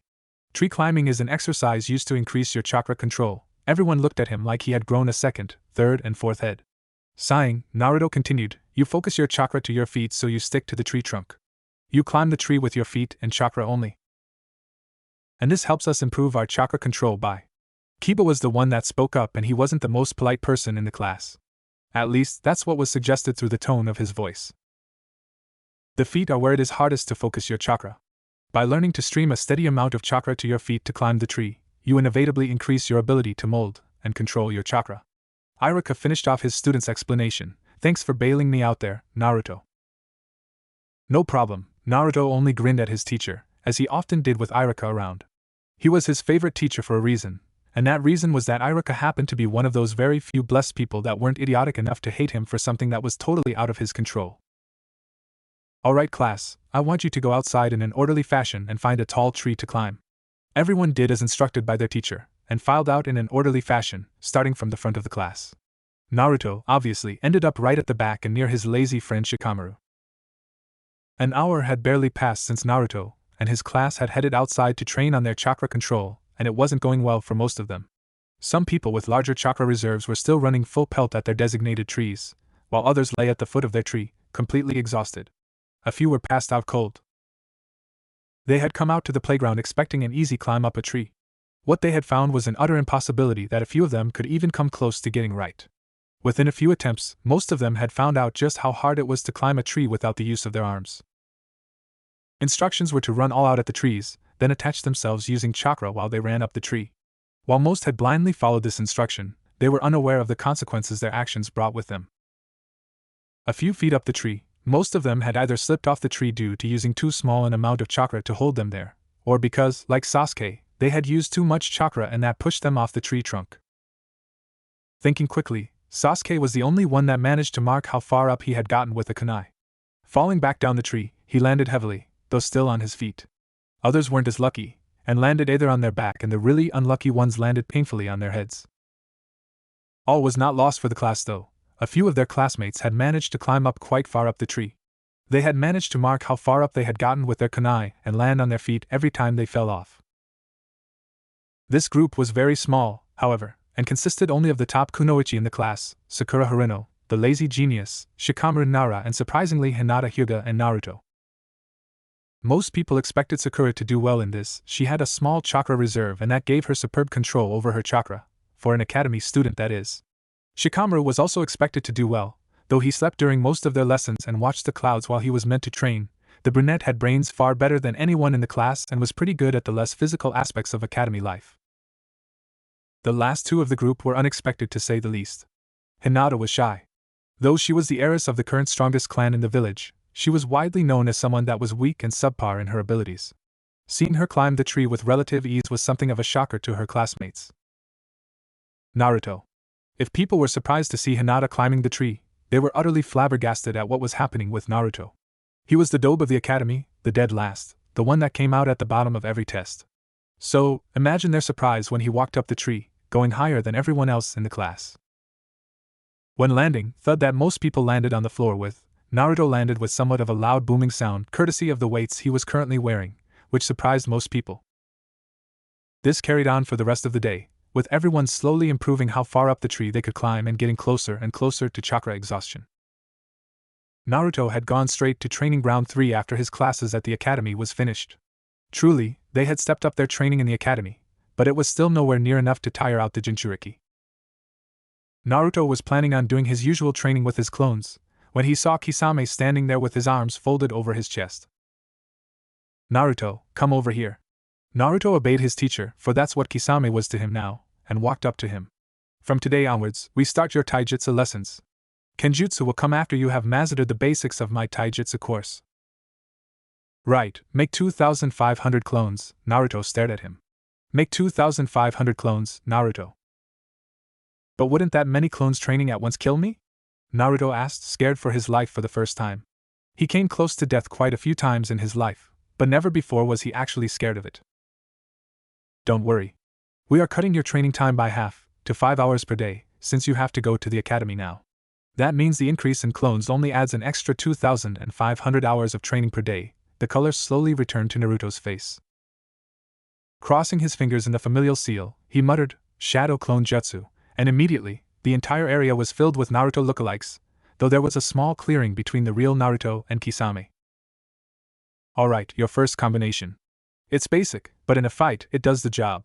Left jab, right straight, and a left roundhouse. As he spoke, he gave Naruto a slow example of what the combination should look like. His arms and legs moved gracefully as he punched and kicked the air around him. You try it. Naruto tried to copy what Kisame did, but something felt wrong. He wasn't producing the same kind of destructive force that Kisame had produced, and his suspicions were confirmed by a shake of the head from Kisame. No, Naruto, you can't stop bet when each hit. It's a combination, meaning you hit one after the other. If you stop, you kill the momentum in your movement. Try again. Naruto did the motions again, going through them with much more fluidity this time. They felt stronger somehow, but he felt like something was still wrong. His hits were more powerful, but it didn't feel sharp or fast. Better, but still not good enough. You're standing on the spot while you're hitting. Once you hit your opponent, he's not going to stand on the spot, is he? No, he's gonna get knocked back. Rather than standing on the spot, you should jab, pivot on your left foot and step in with your right foot while you do the right straight. Straight after the straight, you use the momentum, pivot on your right foot and bring your left foot around to kick. Try again. He followed his instructions to a T. His punches seemed fine, but something was up with his kicks. When he pivoted on his right leg, he felt like he was falling backwards diagonally.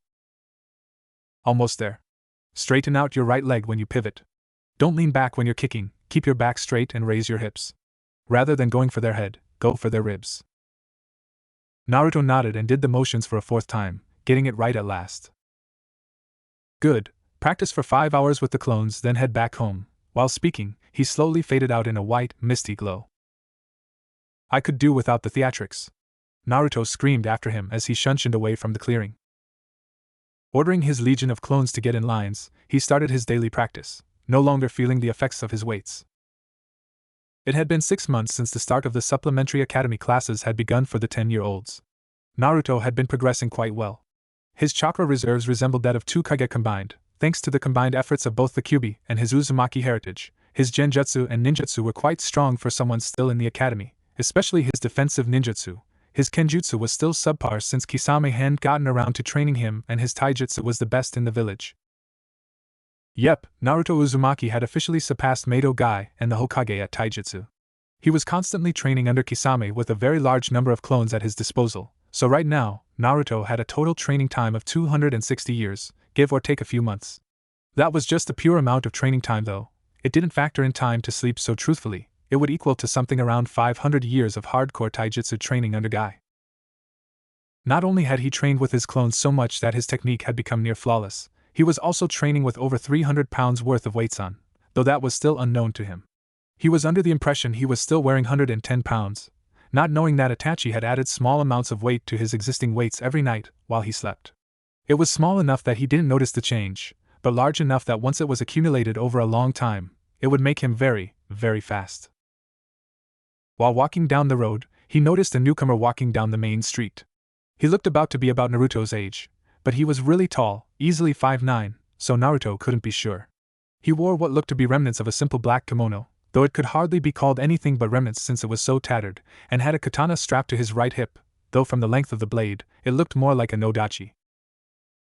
He looked muscular, but somehow gangly, with long black hair that looked wiry and was swept back roughly.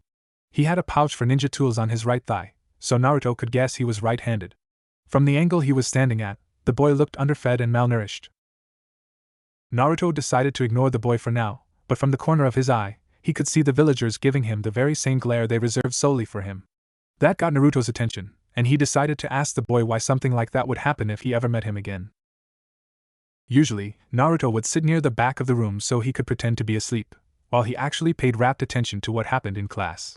Though people usually didn't believe him, he was actually quite interested in learning. However, this one September morning found Naruto seeking a seat beside a certain lavender-haired clan heiress. Why?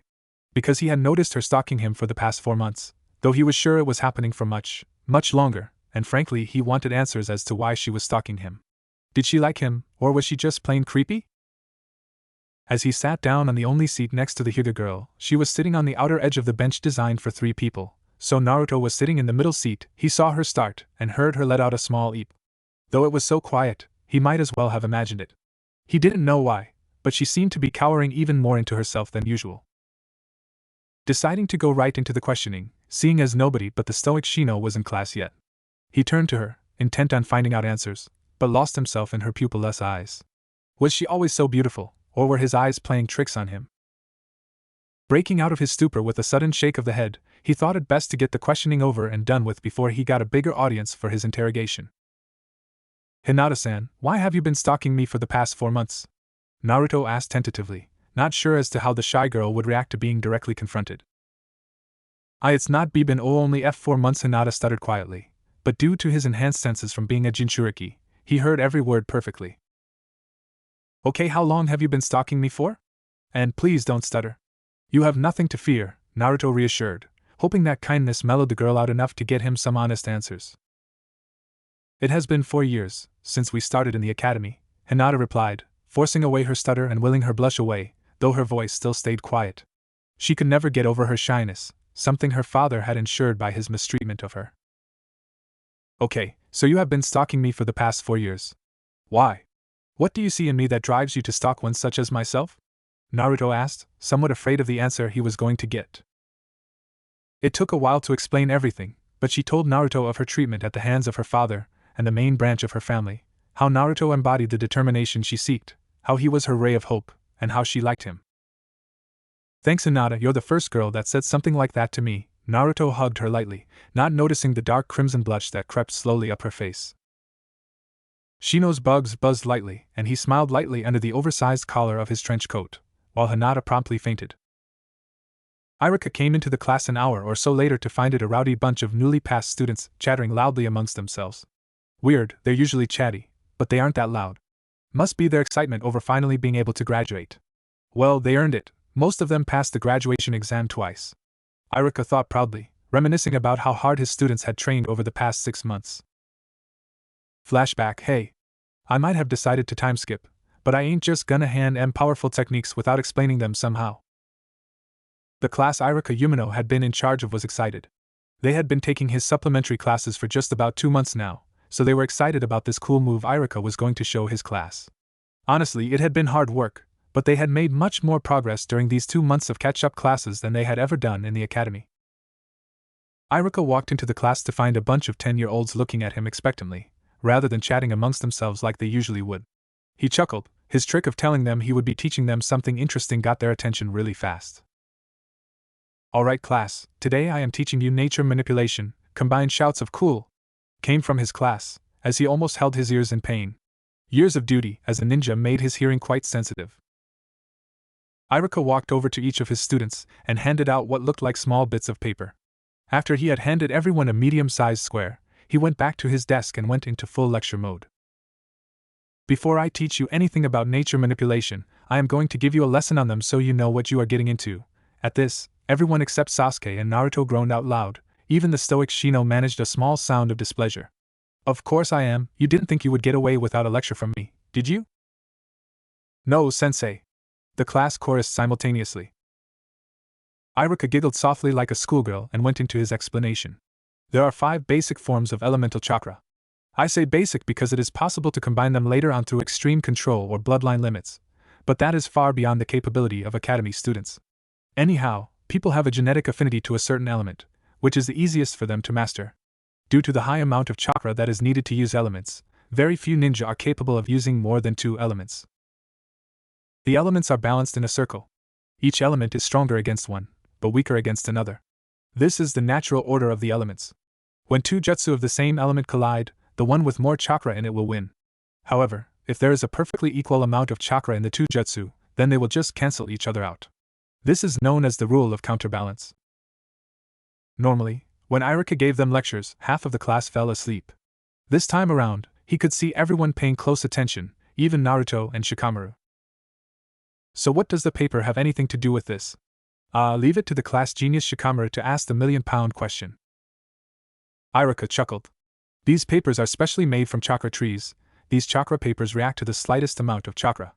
The way they react tell you what kind of chakra you have an affinity to." He held up a piece of paper much like the ones he gave to his class. Only a second later it burst into flames and burnt to ashes. "I have an affinity to fire, so my paper burns away. If you have an affinity to wind, it will be slashed to pieces. Water will dampen the paper. Lightning will crumble it slightly and earth would crumble it to small pieces of dirt." The class eagerly tested out their chakra natures, while shouting out their affinities gleefully. A large portion of the class had an affinity to fire, seeing as this was the land of fire they were born in. Irika-sensei, it seems I have an affinity to all 5 elements," Naruto called, displaying a row of 5 rectangular strips of paper that showed the 5 different reactions chakra paper was supposed to have upon coming in contact with chakra. "Well, it seems you have. No matter, it's rare, but it's possible for a person to have more than one affinity. Though all 5 is a shocker though, that's a great gift you have there, Naruto." Irika called. He was rather calm considering his student just demonstrated a feat not seen within the last 100 years. Lies, Nagato can do the same thing, and they're almost from the same generation. "Now, what I am going to teach you are basic D-rank elemental jutsu. They are all defensive jutsu, so there will be no fighting each other to test your jutsu out. Am I understood?" Irika asked the class in general, to be answered by a chorus of "Yes, Irika-sensei." Good. Irika handed each of them jutsu scrolls based on their chakra affinities, though he handed the Uchiha too, upon strict orders from the civilian council to hand him the lightning scroll regardless of what his affinity was, and fire scroll if his affinity was lightning, and he also handed Naruto one of all 5 of the scrolls, courtesy of his affinities being numerous. "Now get out into the playground, and practice your jutsu." Flashback end.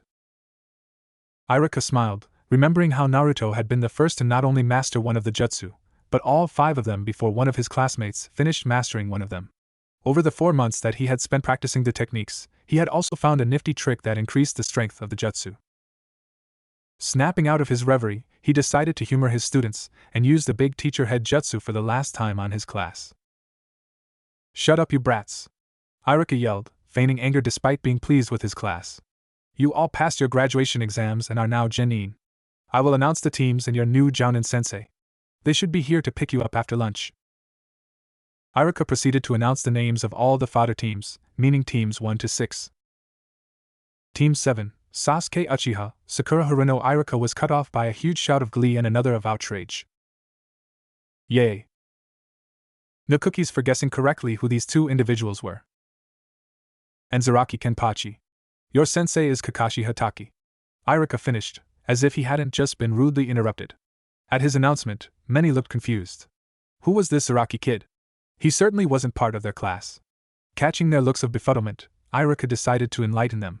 He is an orphan that has been enrolled into the ninja system recently, and has been taking personal catch-up classes on his own. He has passed the graduation exam due to sheer skill in taijutsu and kenjutsu. Here he comes now. And lo behold, a tall raven-haired kid entered the class with a sword strapped to his side. It was the same kid he had seen in the street when coming to the academy, Naruto realized, and he looked quite scary from the front. Hope I ain't late, I kinda got stuck on the roads, Irika, knowing his reputation for getting into fights, just waved him on. He took the only available seat in the class, which happened to be next to Naruto. Naruto didn't bother talking to him, seeing as he wasn't talking to him, but it was kind of uncomfortable having people stare at the new student next to him, who decided it was a wise choice to wrap his hitai around his hand so that the metal protected the back of his hand. Weird, his hitai seemed smaller than normal. Teammate, Shino Aburame, Kiba Inuzuka, Hanada Hyuga. Your sensei is Kurinai Yuhi, no surprises there. Konoha had been looking for a good specialized tracking squad for a while, though the perverted leer that Kiba sent Hanada's way was quite infuriating to a certain Jinchuriki for reasons unknown to himself. Team 9 is still active, so Team 10, Ino Yamanaka, Shikamaru Nara, Chuji Akimichi. Your sensei will be Asuma Saratobi. No surprises there either, the Ino Shikucho team. Wait a second, Naruto called, aren't you forgetting something? Who am I with?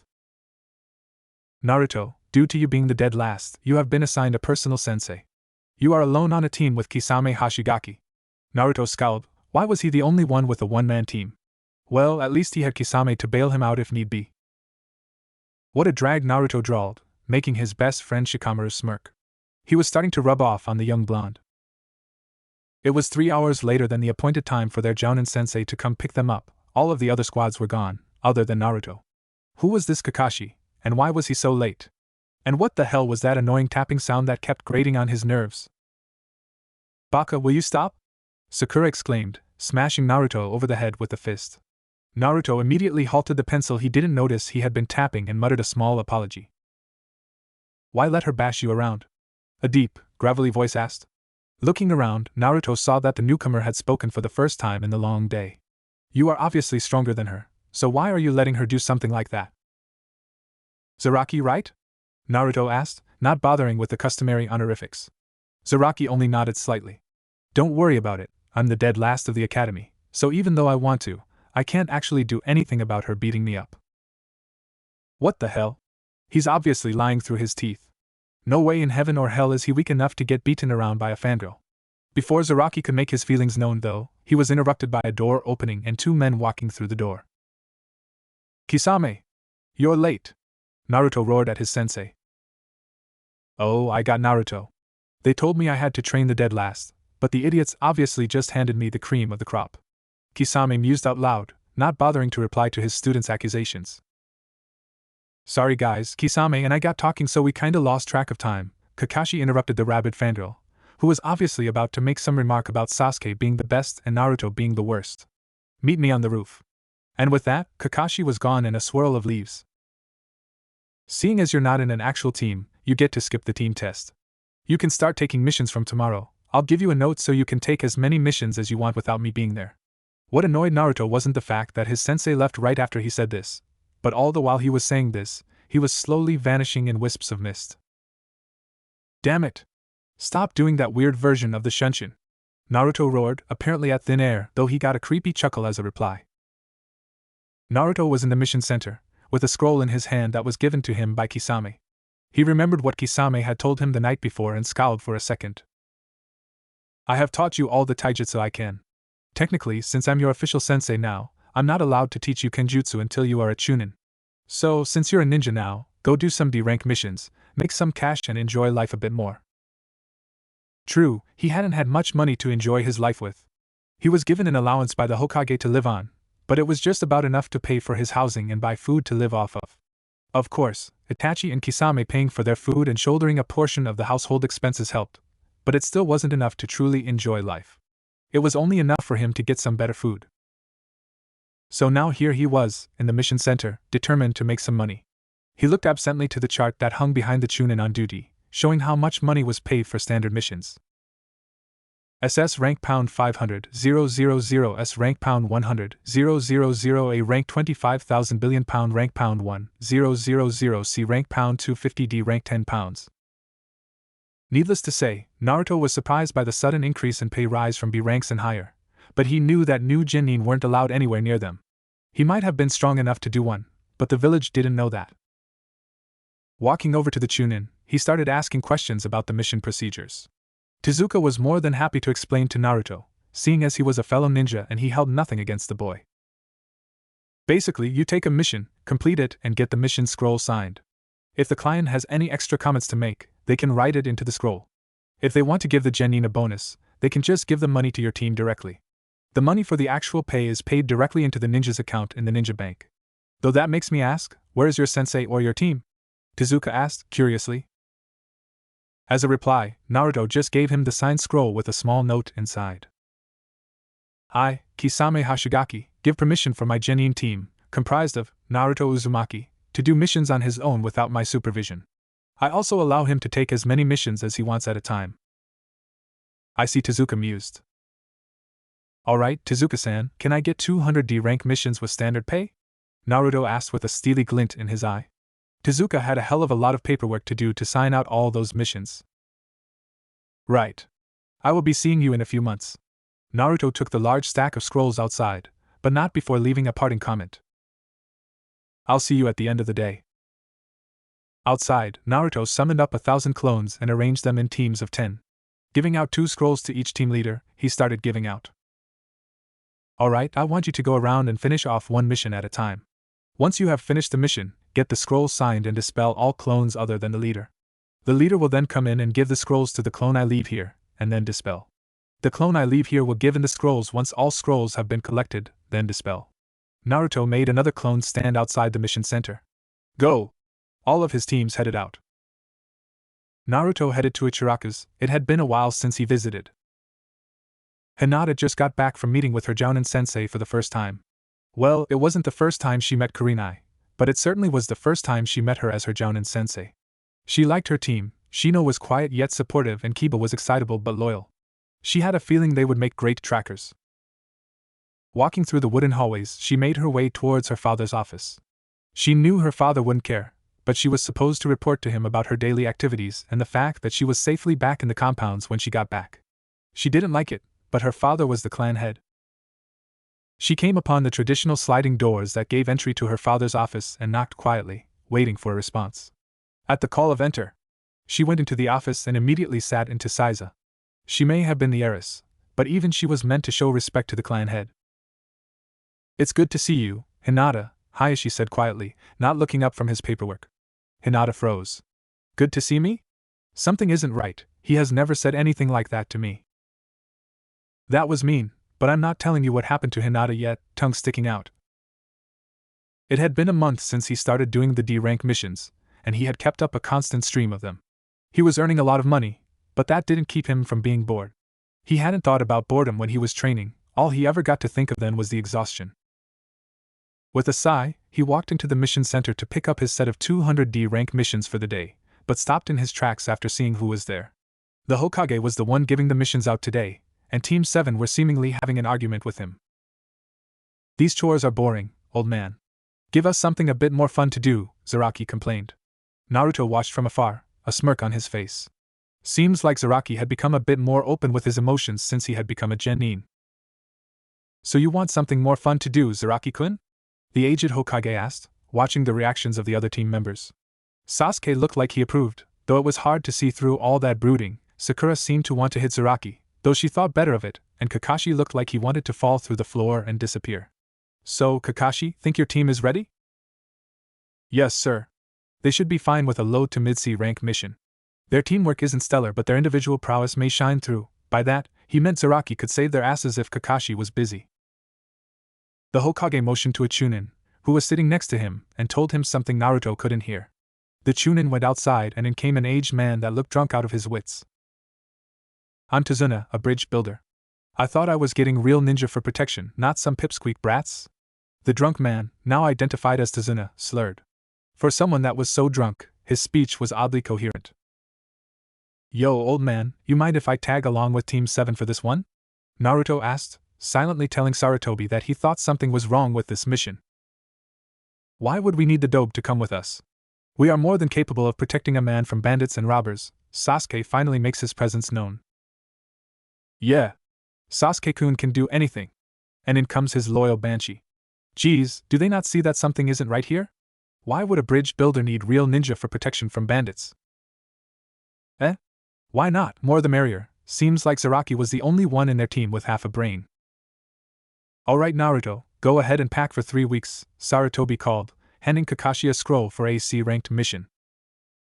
Naruto, you better have a good explanation for why the hell you dragged me out of bed at 11 in the morning. Kisame's voice wasn't loud, but the threat behind that tone was obvious. 2 reasons, Kisame. 1, it's unhealthy to sleep for that damn long. 2, you're my Jounin sensei, so you have to come with me on this mission, Naruto replied, ignoring the glares from Sakura and Sasuke, and the bored looks from Zaraki and Kakashi. Naruto, it's fine. Go ahead on your own. If Kakashi is there, you should come back alive. I'm going back to bed, so don't bother me. Kisame headed back towards Naruto's apartment, while everyone's sweat dropped. And here I thought I could drag him out. Ah well, Naruto sighed. He was hoping he could bring him along. Having someone as powerful as Kisame around usually raised the rate of success for your missions. Well, our client is here. Sasuke, you have the best eyes, take point. Sakura take the right, Zaraki take left, and Naruto can bring up the rear. I'll come last to make sure you guys don't get ambushed. With that, they headed out. They had been traveling for a couple of hours. Having to walk was a bother. Normally they would just jump from tree to tree, but having a civilian in their midst made that impossible. Naruto was on edge. He didn't know why, but he was expecting something to happen. He felt uneasy about this mission, and his instinct never lied to him. Not once in his life. Stop that, brat. Your constant shivering is getting on my nerves, Kurama thought. It had been a while since they talked. Sorry, Kurama. I just get the feeling there is something wrong with this mission. Right then, Naruto passed by 2 puddles on the floor. No one seemed to notice, but he saw Zaraki twitch in anticipation slightly. A puddle on a sunny day when it hasn't rained for a week? Nice disguise, dumbass. I'll talk to you later, Kurama. With that, Naruto cut the link, and again, he could have sworn he heard Fox chuckle before he left. When Kakashi passed the puddles, he showed no signs of acknowledgement, but Naruto knew the war veteran wouldn't miss something so basic. You're mine! 2 voices intoned at once as 2 figures quickly jumped out of the puddle. Before anyone could react, a spiked chain wrapped around Kakashi, and with a tug on both sides, Kakashi was no more. Kakashi-sensei! The Banshee wailed. Sakura and Sasuke froze, while Zaraki and Naruto got to work on instinct. Ducking underneath the claw that came at him, Naruto let his fists fly. Faster than anyone could see, his target was on the floor, battered, bruised, and unconscious. Naruto's target got off easy in comparison to Zaraki's though. Not bothering to dodge any of the hits, Zaraki drew his long, jagged sword. The blade looked chipped and worn, but Naruto could see it was sharp. The claw that came at Zaraki was no longer attached to the attacker's shoulder, but lying forgotten on the floor as Zaraki advanced on his prey with a manic grin. With a glint in his eyes, he sliced down from crown to crotch, ripping the man perfectly in half. Good work, Zaraki-kun, Naruto-kun. Sasuke, I didn't think you would freeze up like that. Sakura, stop wailing, I'm not dead, Kakashi called from a branch high up in the canopy. Sakura stopped crying in the favor of looking at where the voice came from. You're not dead, sensei? Everyone held their ears in pain. The Harunos were truly blessed with piercing voices, and not in a good way. Of course he ain't dead. Human bodies get sliced up in fleshy chunks, not bits of wood, Zaraki called from where he stood, pointing to several pieces of splintered wood where Kakashi supposedly died. Alright, we need answers. Naruto advanced towards Tazuna, suddenly taking charge. His instincts told him something was up, and his instincts had never disappointed him. Why the hell are there enemy Chunin after you? They weren't after me, they attacked you. What should I know? Tazuna shouted back, though he knew he had been found out. All of a sudden, this pipsqueak brat was looking terrifying to him. Don't play possum with me, old man. Either you talk, or we abandon this mission. Your damn choice. Naruto wasn't in the mood for games. Zaraki sheathed his sword after he was done cleaning the blood off, Sakura got off the floor and Kakashi came back down to the floor from his high perch in the trees. Tazuna explained to the gathered ninja about his country, about Gato and the bridge. To them, the bridge was the only hope, the only way they were going to get out of that hellhole of a place. Wait a second, doesn't the Land of Waves have a hidden village of its own? Naruto asked, remembering one of the history scrolls Itachi had given him to make up for his lack of learning from the academy. It does, but Gato has taken over the village and given shelter to his missing nin. We can't do anything about it, and it's given him more and more power over us. Tazuna was almost in tears now. The man looked a decade older than his age and he looked broken. Go ahead, abandon the mission. Our country will be Gato's slaves, our women will get raped. My grandson is going to cry. Save the sob story, old man. We are ninja, we are trained to hide our emotions, Naruto interrupted. How about this, we take this mission, and 1% of all income from your hidden village goes to us. 1% for each of us, that's 5% and another 10% for our village. And while you're at it, you might as well sign a pact of non-aggression with our village. Ridiculous, that is way too much money just to get me to my house, Tazuna yelled. Oh, who said we are just getting you to your house? Tazuna looked at him, puzzled. I'll personally bring you Gato's head. Everyone in his vicinity looked at him like he was crazy, though Zaraki was giving him an appreciative grin. Tazuna looked at him like he was an angel on earth. Sakura was royally pissed.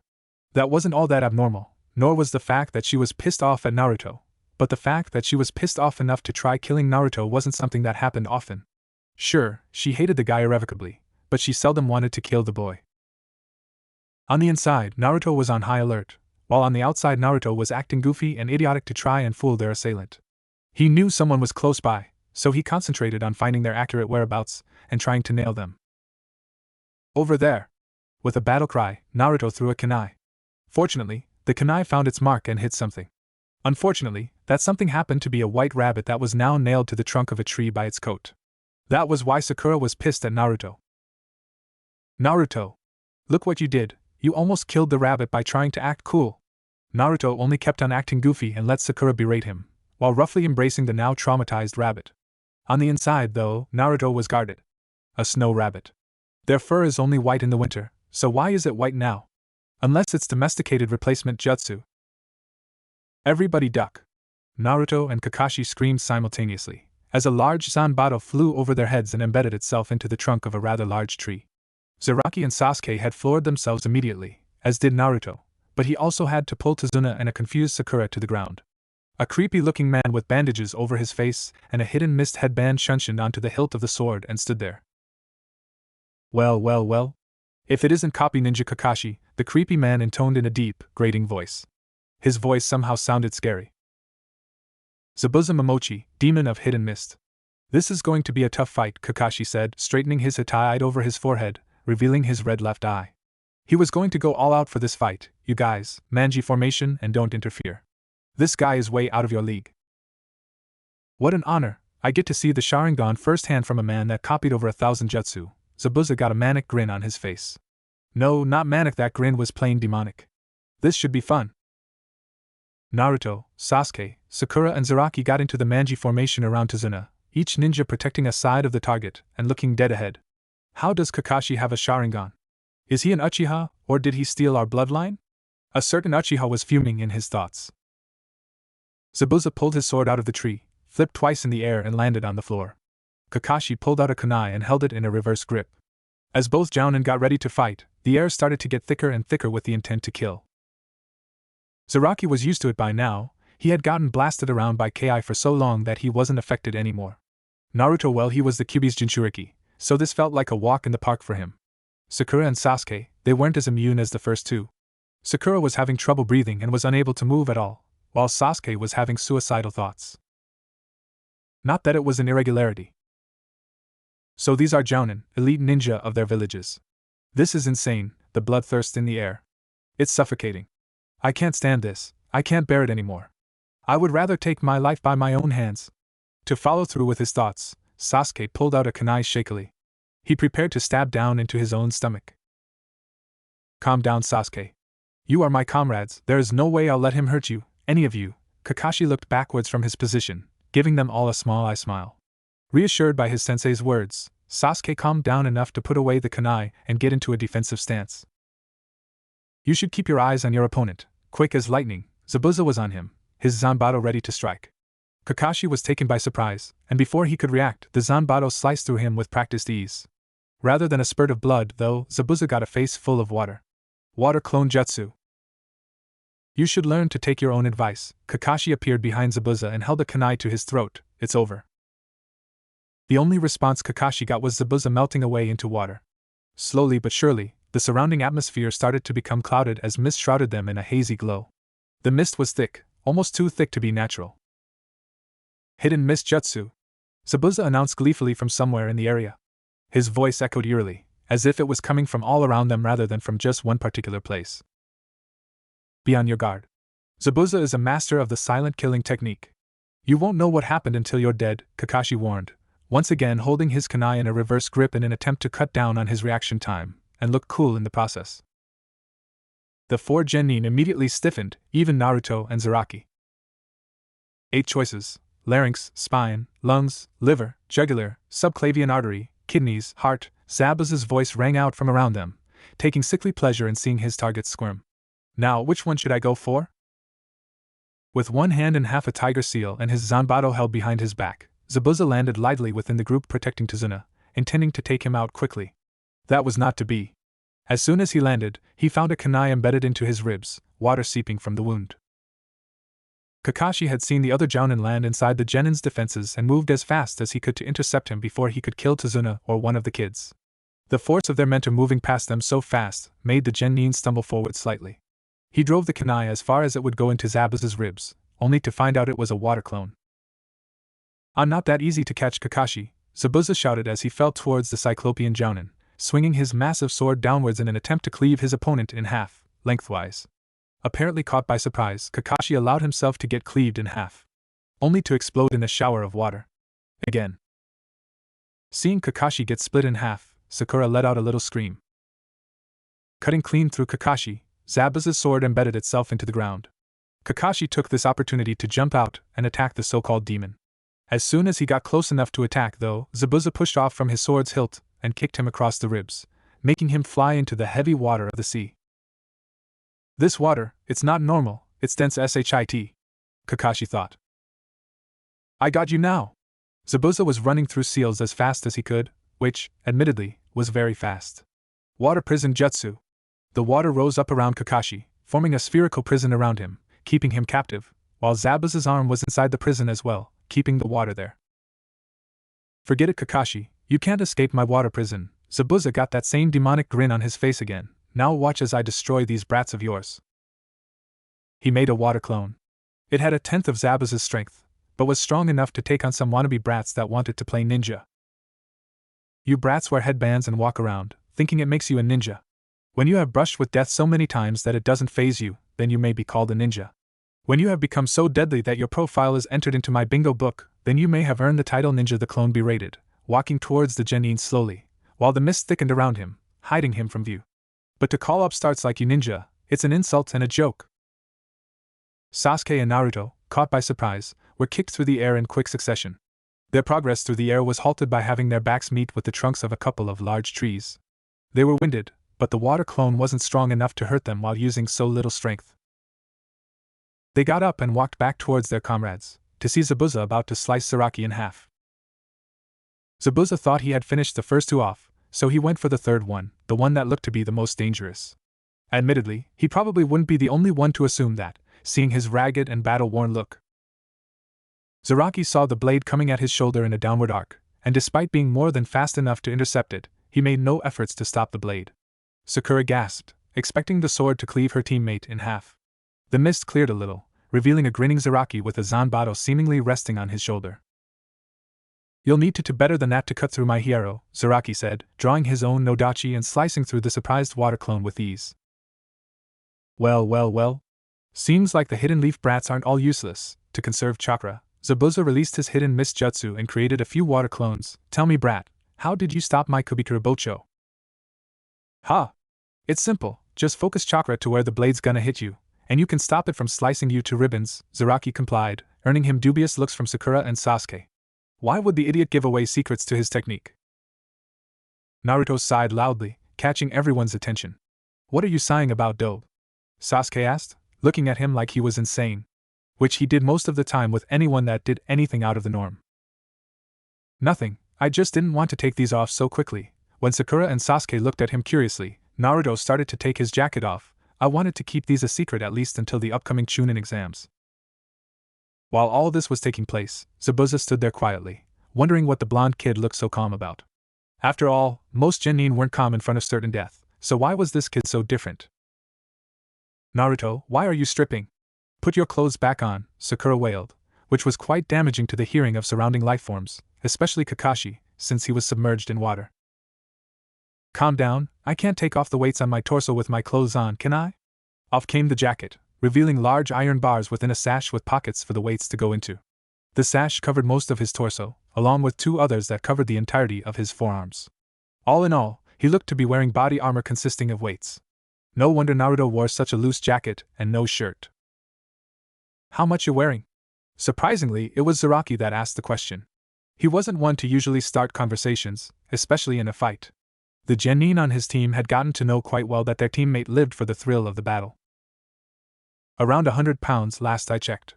I dunno though, it never felt lighter even though I kept training, so maybe Kisame added weights without me noticing, Naruto answered, though he wondered why the other boy cared. It wasn't like they were going to fight each other. Yet. Zaraki licked his lips, unbeknownst to all other than Zabuza, who thought it gave the boy somewhat of a demonic appearance. Sakura and Sasuke looked surprised. They thought Naruto was utterly feeble, so being able to move normally with that much weight, how strong was he? Impossible, I would collapse if I had that much weight put on me, let alone more. How can the dobe move around normally as if the weights aren't even there? Sasuke thought in bemusement. Zaraki, try getting Kakashi out of that prison. Chop Zabuza's arm off if you can, that would break the jutsu and give us the advantage of having his arm gone.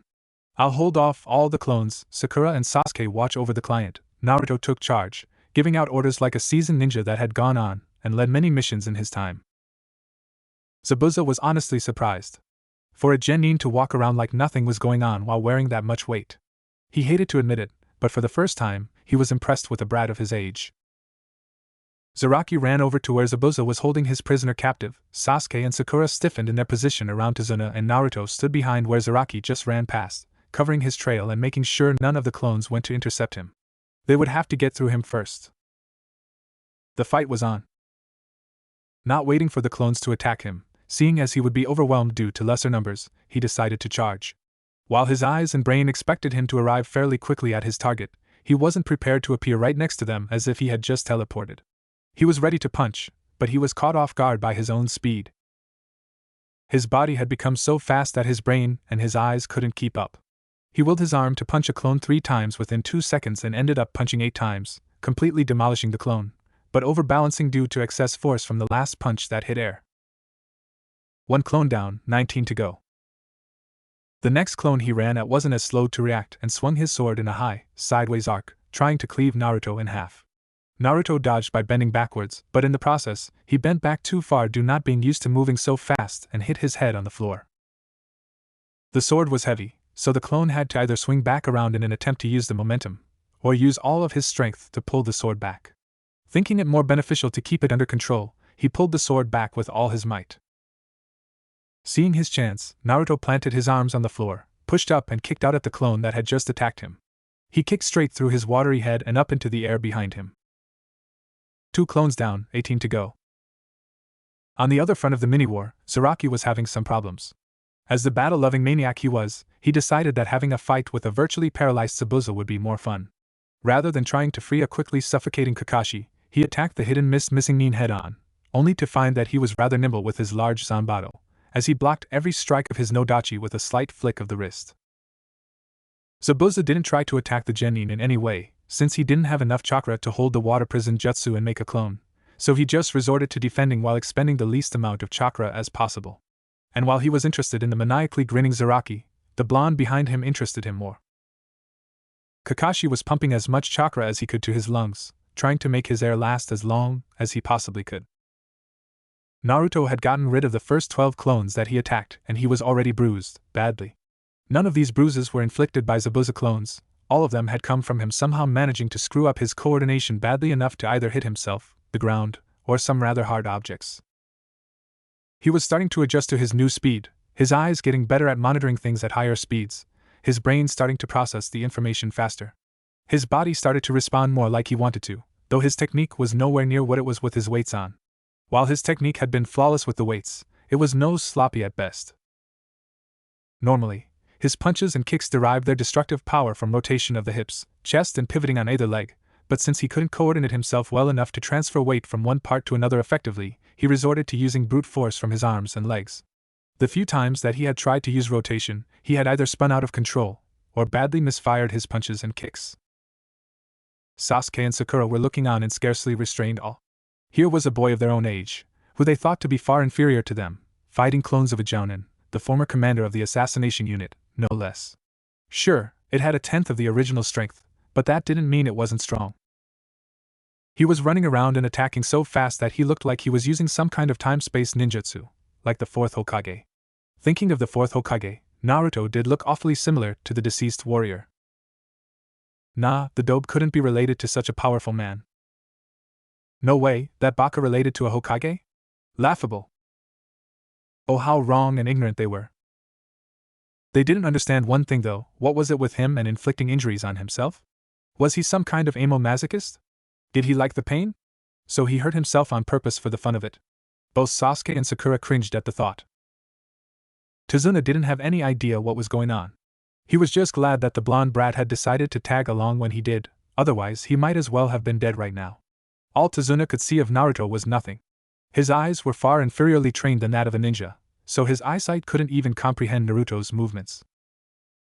Naruto was starting to feel only slight amounts of fatigue, even after fighting for so long against such a superior opponent. The advantage of doing about 500 years' worth of hardcore training was that it caused his already inhuman levels of stamina to skyrocket. That made him quite resistant to fatigue, to say the least. Add to that the fact that he was the Jinchuriki of the most powerful demon currently in existence, and you have yourself a nigh-tireless warring machine. Finishing the last clone with a sloppy punch to where the sun never shines, he turned to see Zaraki finally getting bored of slashing at a dummy that didn't bother to do anything other than block and finally slashing at Zabuza's arm. Of course, Zabuza was a perfectly intelligent human being, unlike some others present in the battlefield at that moment, and could see that not letting the water prison go would be bad for him. Not only would he lose his arm, he would also release the water prison anyway. So he took the best course of action and jumped away from the ball of water to evade the blade that was about to slice his arm off. Kakashi was breathing hard, now that he could actually breathe. Holding his breath for almost 10 minutes had been quite an ordeal for him, and he was starting to turn blue from the strain. After catching his breath, Kakashi stood upright to continue with his battle against Zabuza, who was now fuming and trying to find a way to slice Zaraki, who was now using a full-body hierro, only to have his sword bounce off over and over again. Kakashi mentally facepalmed. For someone so great, Zabuza sure could be dense sometimes. Did he not realize he could easily slice through something of that level if he only channeled a little bit of chakra through his blade? Kakashi ran through a few hand signs, intending to use one of the jutsu he copied with the Sharingan in his earlier days. He hadn't used it in a while and prayed that he could still remember how to do it. Earth style, crushing earth, Kakashi announced, and as soon as he did, the ground around Zabuza started rising up and covering every nook and cranny of his body. The soil piled higher and higher around Zabuza, starting to crush him under the weight already. Before the soil rose any higher though, 2 Saban needles flew towards him and embedded themselves into the side of his neck.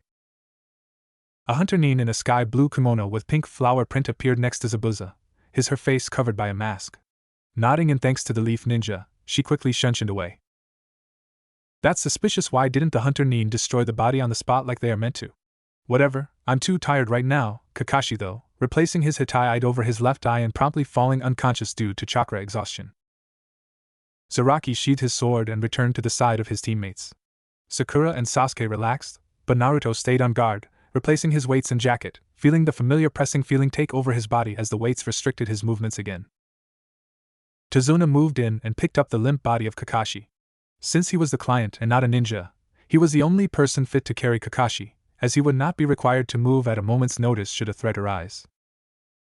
They carried on their journey at a slower pace, with the strict guidance of Tazuna himself, who had traveled the path hundreds, maybe thousands of times before. Eventually, they arrived at a small 2-story house that looked a little beaten down, a little worse for wear, but it looked no less appealing to the ninja right now. All they needed was some food and a bed to sleep in. Tazuna opened the door, having handed Kakashi over to Zaraki, to be welcomed by the open arms of his beautiful daughter, Tsunami. She was a woman of about 30 with dark, shoulder-length hair. "Father, you're back. I'm glad you're home safe and sound," she cheered, her features lighting up in what Naruto and Zaraki identified as a forced smile. Her face upturned into a smile, but her eyes maintained the dead look they had about them. "Yes, thanks to these ninja from the Hidden Leaf," Tazuna said, pointing to the 4 kids that were now standing in their doorway, Kakashi laying forgotten on the floor.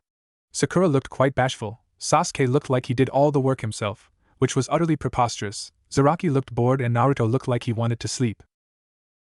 "Ninja? They look like they're the same age as my Inari," Tsunami exclaimed, surprised by their young age. She still hadn't noticed Kakashi lying on the floor. Aren't they being supervised by an adult? "Kakashi-sensei overdid it a bit in the fight on the way here," Sakura said, pointing down towards the floor. Having noticed the poor jounin for the first time, Tsunami rushed to the unconscious man's aid. With some effort, she pulled Kakashi on her back and hauled him over to one of the empty rooms to recover. They had survived the fight, but was this going to be the only one? Were they going to get out without casualty if they had to fight again? Would their enemies underestimate them again? Would they leave loopholes in their defenses again? So many questions, so little answers.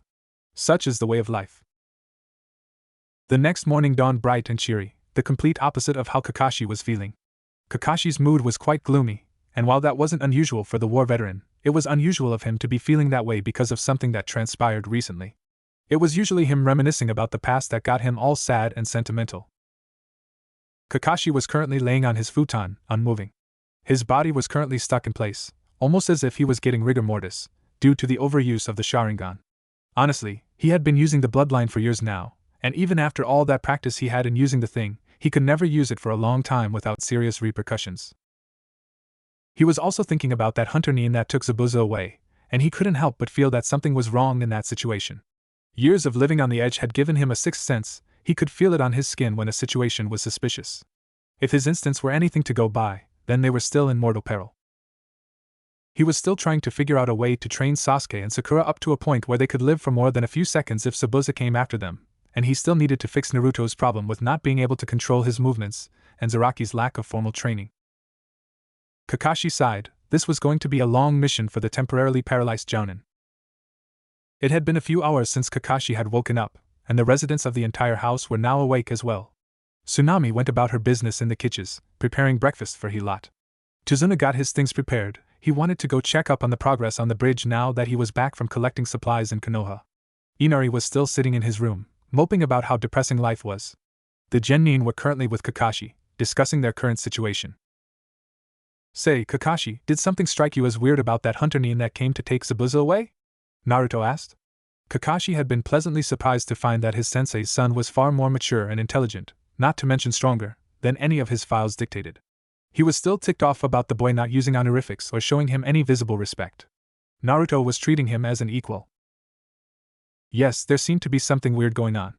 If my hypothesis is correct," Kakashi trailed off, ignoring Naruto's apparent disrespect for now. It wasn't the time to fight over something so trivial. He may not seem like it, but Kakashi was a highly calculating man, and he thought his actions through at all times. Sakura and Sasuke stiffened at Kakashi's words. They were expecting terrible news from their sensei, news that they knew they wouldn't like. Zaraki seemed to be grinning though. He thought he was going to get another good fight coming his way. Naruto only gave a resigned nod. "Yeah, Zabuza's probably still alive and now has a partner. This is going to be a hard situation to deal with," Naruto said, but sighed when Sasuke, Sakura and even Zaraki started giving him weird looks. "Last time, Zabuza was fighting alone, so Kakashi could fight him while we looked after the client. This time, if Zabuza has a partner, then one of us will have to fight. Kakashi will be in no position to fight another opponent on top of Zabuza when the time comes." "Yeah, but last time, you and Zaraki held your own against Zabuza, so what makes you think that you can't handle his partner? Honestly, how did Sakura ever manage to score so high in her academy exams? She was so dense." "Because last time, Naruto was fighting clones. They weren't nearly as strong as Zabuza and nowhere near as intent on his death as the real one would have been. I was fighting him while he was stuck on the spot, so you can't really call it a fight." Naruto was right in thinking Zaraki was the only one in the group that had any brains, and certainly was the only one with any real combat experience. He sounded disappointed about something when he said it wasn't much of a fight though. "Correct. If I fought Zabuza's partner without my weights on, I would get slaughtered by fighting so sloppily. If I am to fight any opponent that is concentrating on me and has the resolve to kill, I will eventually wind up dead, Naruto continued Zaraki's explanation. So what do we do? Sasuke asked. So we train, Kakashi said, with his trademark eye smile. Zaraki, we need to do something about that kenjutsu of yours. While it is good, we need to fix up the kinks and give you an actual style and some attacks to learn. Sasuke, Sakura, the best I can do for the two of you right now is teach you better chakra control so that you are ready for future jutsu I will be teaching you. As for you, Naruto, we need to do something about that taijutsu of yours. Don't worry about me, Kakashi. Go train your students, I am not your liability, Naruto replied, standing up to walk away. Besides, if what I am about to train in works out, I can probably beat Guy in a pure taijutsu fight, provided he doesn't use the 8 gates on me. Besides, I doubt you have enough knowledge on my bloodline to train me. Kakashi's visible eye widened at the insinuation. A mere genin beating Mato Guy at taijutsu? Preposterous. Kakashi knew firsthand just how monstrous that man's strength was. Even among the Jounin, he was considered in a league of his own when it came down to taijutsu, just like Kakashi was revered for his skill in ninjutsu. It was his last comment that made him curious, though. Naruto had a bloodline limit? One that Kakashi couldn't help him with? Now that was funny. Kakashi was probably the one with the highest chance of being any help with a bloodline, considering he had one of his own. You mean that fire jutsu you showed off in the academy? Sasuke asked scathingly. He was still annoyed about the other boy not teaching him such a powerful technique, one that could help him beat Itachi. No, the Azure Dragon's Wrath wasn't a bloodline limit, just a jutsu from my clan. I figured that out after I realized that I had an actual bloodline limit, not just a jutsu, Naruto said, turning his back towards the group and starting to walk towards the door, thinking of his encounter with Itachi. Over the months, Itachi had been telling him about the Rinnegan when he could find the time. Though Itachi had seen the Jujutsu firsthand before, he was still unaware of the full extent of the Rinnegan's abilities, but he had a slight idea as to what the bloodline had to offer. Before you go to train, out of curiosity, what kind of a bloodline is it? Kakashi asked, at least with a hint of mild interest in his voice. It wasn't every day that Kakashi Hatake was interested in the abilities of a genin, but Naruto had caught his attention. It's a Jujutsu, Naruto said, before walking away to train. Sakura was still contemplating if Naruto really had a Jujutsu like her sensei, while Sasuke was seething. He thought he was the only one with a potential Jujutsu in that room, bar Kakashi, though he was still convinced that no Jujutsu could be as great as the Sharingan. Oh, how wrong he was. Naruto was walking towards the forest near Tazuna's house, intent on training alone for the day and letting Team 7 deal with guarding the client for the day.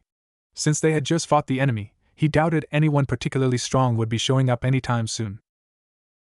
Naruto was thinking about whether he could really use that part of his Rinnegan just yet. According to Itachi, the Rinnegan was a more powerful version of the Eternal Mangekyo Sharingan, and had quite a few perks that went with it. The ultimate form of the Jujutsu, as far as Itachi knew, had all of the abilities that the Sharingan had, but further enhanced, and it also had the ability to use the signatures jutsu of the Mangekyo, the Tsukuyomi, and the Amaterasu. While the Tsukuyomi and Amaterasu were powerful jutsu, Naruto had no illusions of grandeur. He knew he was far from using such jutsu, let alone master them, as he still had to even master the bloodline enough to use it without having his chakra eaten up within a moment. He wasn't currently interested in the more powerful jutsu that came with the mastery of the Rinnegan, nor was he interested in trying to figure out what other jutsu the Rinnegan enabled him to use that Itachi hadn't known about. No, Naruto was now interested in the most basic of the Rinnegan's enhancements. The drastic improvement in his eyesight and his brain's ability to quickly process the information his eyes were sending to it. He honestly knew, with Kisame's brutal training, he was already a force to be reckoned with, if only his lack of coordination hadn't gotten in the way. Deciding he had gone far enough into the woods to not get interrupted, Naruto activated his Rinnegan and sat down to meditate. His advances sight came automatically with the activation, that wasn't the problem. The problem was that he needed to first learn how to properly utilize the more powerful sight, and the second problem was that as he was now, even with his massive reserves, his chakra was far too quickly drained for it to be an effective ability in battle. So now, Naruto just sat there, meditating, and trying to partially stem the flow of chakra to his eyes so that his eyes didn't overload and he didn't run out of chakra too quickly. Naruto was pleased to find that even a minute amount of chakra kept the Rinnegan running at full power. Now, he just had to build up his concentration and control so that he could use the Jujutsu in battle effectively without passing out from chakra exhaustion in 10 minutes. Sasuke and Sakura were having a hard time with their training. They were currently climbing trees. That in itself wasn't all that difficult for a ninja, even a genin, but the fact that they had to do it without the use of anything other than their feet was a little more troubling. The aim of the exercise was to build chakra control, or in Sakura's case, to expand her reserves a bit more, by having the practitioner focus their chakra at the sole of their feet in a steady stream to stick themselves to the tree trunk and walk up vertically. Though it sounded easy, maintaining a steady stream that didn't fluctuate was surprisingly difficult. Too much chakra, and they were blown off, but too little and they didn't stick to the tree in the first place. While Sakura was having an easy time actually climbing the tree, she was quickly getting tired. Her aim was to build stamina, but she didn't see how this could help her. As for Sasuke, while he was having a hard time getting very far up the tree, he still wasn't breathing hard. Zaraki was training on the water. Standing on the water was far more difficult, as one not only needed a greater stream of chakra to stay afloat, but also needed to adjust the amount of chakra as the water moved beneath them. While this in itself was a form of training, Zaraki's actual training consisted of some movements with his sword to cut out the sloppiness in his technique. Kakashi was relaxing and reading a certain orange book, while looking at his students, hard at work, from the corner of his eyes. He allowed himself to relax for a while. His students were training hard, his charge went off somewhere to train on his own, and his shadow clone was keeping an eye on the bridge builder. Not the best of his days, but certainly not his worst. It was late evening and Kakashi, along with his students, was heading back to Tazuna's house. His students had a fairly productive day in the training fields, Tazuna hadn't been attacked, and he took a good day of rest, even if he did have to watch over his students. Surprisingly, not a single argument broke out that day. Sasuke was keeping his big mouth shut, Zaraki didn't care for picking a fight with Kakashi, and Sakura didn't try to steal Sasuke's heart, which scared Kakashi to an extent. She never went a day without going at Sasuke. Walking through the door, with his team following behind him, he saw that Tazuna had just gotten back from a hard day of work from the bridge. He looked tired but happy. Working on the bridge seemed to rekindle that fire of hope he had inside him. Once everyone had gotten their outdoor clothing off and they had freshened up from their day training, everyone sat around the dining table, ready to have dinner, which Tsunami was currently serving. Kakashi was the only one that noticed the absence of a certain blonde. "Has anyone seen Naruto?" Kakashi asked, looking towards his students first, then towards their clients. Everyone shook their head. "Now that you mention it, we haven't seen him since he left to train on his own," Sakura said, though she didn't sound the slightest bit concerned. Naruto may have earned a slight bit of respect from her, but she was still a hopeless Sasuke fangirl. "This is bad, he might have been attacked." Kakashi wasn't one to panic, but he knew that if they were going to survive the second battle with Zabuza, Naruto would be a key asset. Sure, Zaraki and Sasuke could hold their own in a fight, but frankly, they were no match for a Naruto primed for combat. Kakashi's worries were quenched, though, when he heard a strained voice from the doorway. "I'm fine, stop panicking," Naruto said feebly, his voice telling them he was everything but fine. Kakashi quickly rushed towards him and supported his weight as he slowly limped his way over to the dining table. Kakashi slowly lowered Naruto into an empty chair. Zaraki was the first to notice something odd with Naruto. His eyes were closed tight, as if his eyes hurt for some reason. It wasn't obvious, but there seemed to be some traces of blood underneath his eyes as well. "Oi, what happened to your eyes?" Zaraki asked. "I sympathize with Kakashi here, overdoing it with a Dijitsu is not a good idea.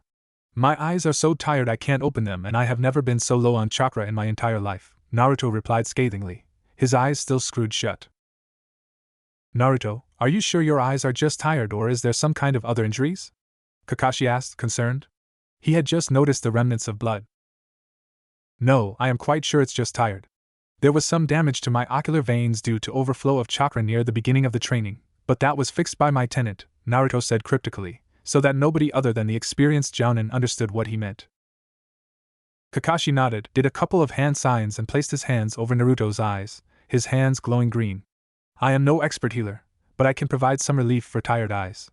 If there was some other kind of damage, I don't have the expertise to heal that," Kakashi explained his actions. "Wait, Kakashi-sensei, why don't you heal yourself then?" Sakura asked. Really, how had the girl been the top of her class? "Because my eyes aren't tired, Sakura. I am suffering from side effects of chakra exhaustion. My body has stiffened up and you would need someone of around Lady Tsunade's level to heal something like that effectively," Kakashi said. Once Naruto's eyes were healed up, everyone got ready for dinner. Even the resident emo, Inari, who could even give Sasuke a run for his money, came in to eat dinner with everyone else. He was, however, still adamantly silent and refused to converse with anyone, but nobody minded the rudeness of the young boy of 8. Everyone ate in peaceful silence, with the odd comments and questions here and there. All was peaceful, until Inari slammed both of his hands down on the table. "What is wrong with all of you?" When everyone looked at him in confusion, he continued. "Why do you keep on fighting? Are you all suicidal? Can't you see Gato is too strong?" Inari was shouting as loudly as his vocal cords would allow. "What makes you think Gato is strong enough to beat us?" Naruto asked, curious. The boy seemed to have a look in his eyes that Naruto was very familiar with, a look he himself had in his own eyes in his younger days, though Naruto's eyes had looked far more weary than Inari's. "Stop playing hero, there are no heroes in this world. Gato is rich and he's strong, he'll kill you all," Inari wailed, starting to rival a certain Haruno in volume. Tsunami decided to step in and help out her son. "You'll have to forgive him, he lost his father, and Gato's reign has been particularly hard on him." Though she was defending her son, her voice held an underlying tone of warning, directed towards Inari. Inari, however, didn't catch the warning and decided to continue on his rant. "You don't know how hard life can be for some of us. All of you have parents, people that look after you. You live in a rich village and play with your friends, have good food to eat whenever you want. What right do you have to interfere with our lives?" Zaraki had had enough crap out of the boy. He stood wordlessly and took the sheathed nodachi in one hand. He quickly drew the blade and aimed to behead the brat in front of him. An inch away from his target's neck, Zaraki found that he couldn't move his arm.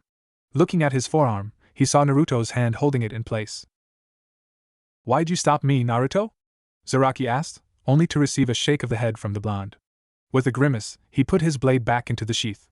"You of all people have more than enough reason to beat the brat to oblivion." Zaraki's comment raised a few eyebrows, Naruto's included. "Leave the poor boy alone, he obviously has had a hard time," Naruto said sympathetically, letting the boy get away with unknowingly insulting Naruto in the most terrible way possible. He really was getting soft. "Zaraki, while we are on the subject, just how do you know about me having more than enough reason to kill the boy for his statements? You aren't the only one that had to live on the streets after getting kicked out of the orphanage. I got kicked out a couple years after you did," Zaraki explained, much to everyone else's surprise. "Both Naruto and Zaraki were thrown out of the orphanage. I saw you on the streets a couple times, but we never actually met." "That explains things," Naruto said. "Just because you got kicked out of an orphanage, you think you had a hard life." Inari obviously wasn't getting the message that his life wasn't, I repeat was not, hard in comparison to the ninja in front of him. Well, he was only 8, and he was traumatized. Much to everyone's confusion, Naruto and Zaraki burst out laughing. They continued to laugh for a minute or two, rolling around on the floor and cracking up like they just heard the best joke in years. What was said in that dining room would leave Inari, Tazuna, Tsunami and Sakura scarred for the entirety of their lives. There were many surprises in store for the group that night, one of which was Sasuke being the first to start the storytelling. "Tell me, kid, why do you think your life is hard?" Sasuke asked, knowing full well what he was going to say. "My father, my hero, was killed in front of my eyes. He only tried to help the village, but he was murdered because of it," Inari shouted. He definitely wasn't getting the message that it was about time he stopped.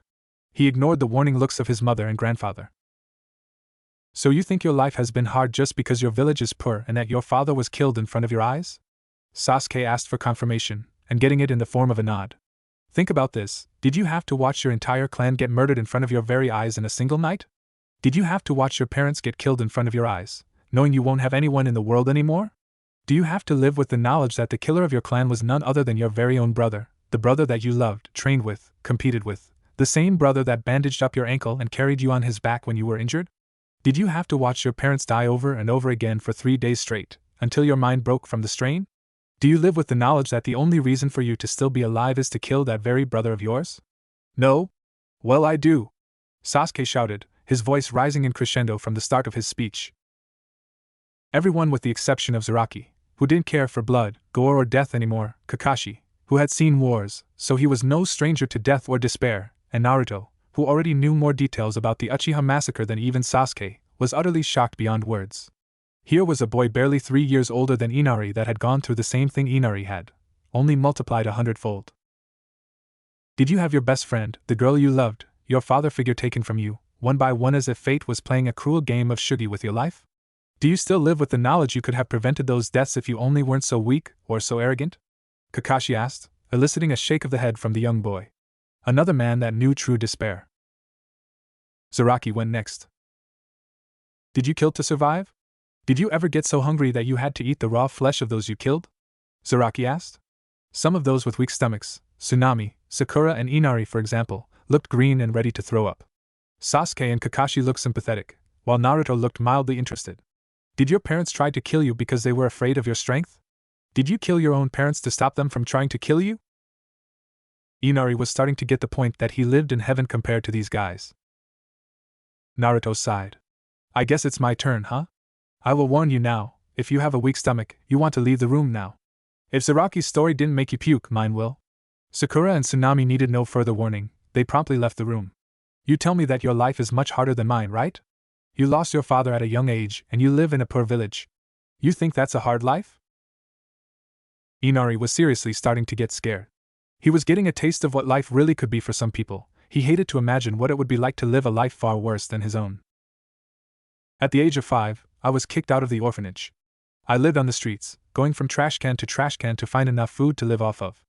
I usually had about one scrappy meal in 5 or 6 days, and that was when I got lucky. Naruto got up and started to take his jumpsuit and weights off. Sasuke, Kakashi and Zaraki hadn't noticed it before because of the mist and the situation, but not an inch of Naruto's skin was spared from scars. I have been beaten almost every day of my life. A normal adult would die 3 times over in a day if they had the same injuries as I did. Thankfully, due to some circumstances, I heal faster than any human alive, Naruto explained. You tell me, brat, have you ever been looked at like everything that went wrong in the world was because of you? Have you ever been beaten by adults, by other ninja? Have you ever had people stab you through the lungs or the liver? Have you ever had people partially chop your limbs off? Have you ever been tied up and left to burn to death? Have you ever been electrocuted with enough electricity to power a district? Sasuke and Kakashi had seen and heard some bad things in their life, but this easily took the cake. Zaraki had lived a portion of his life by eating raw human meat, but even he looked green. Tazuna was already throwing up, and Inari looked to be about ready to follow his grandfather. So remember, brat, never again tell Naruto Uzumaki that he doesn't understand what a hard life entails, or it's the last time you will ever say anything, Naruto warned, going up to the room he and Sasuke had been assigned. Sasuke followed the other male upstairs. When they got up the stairs, they heard the distinctive voice of Sakura crying, but decided to ignore it for now. Naruto walked into their temporary room, followed by Sasuke.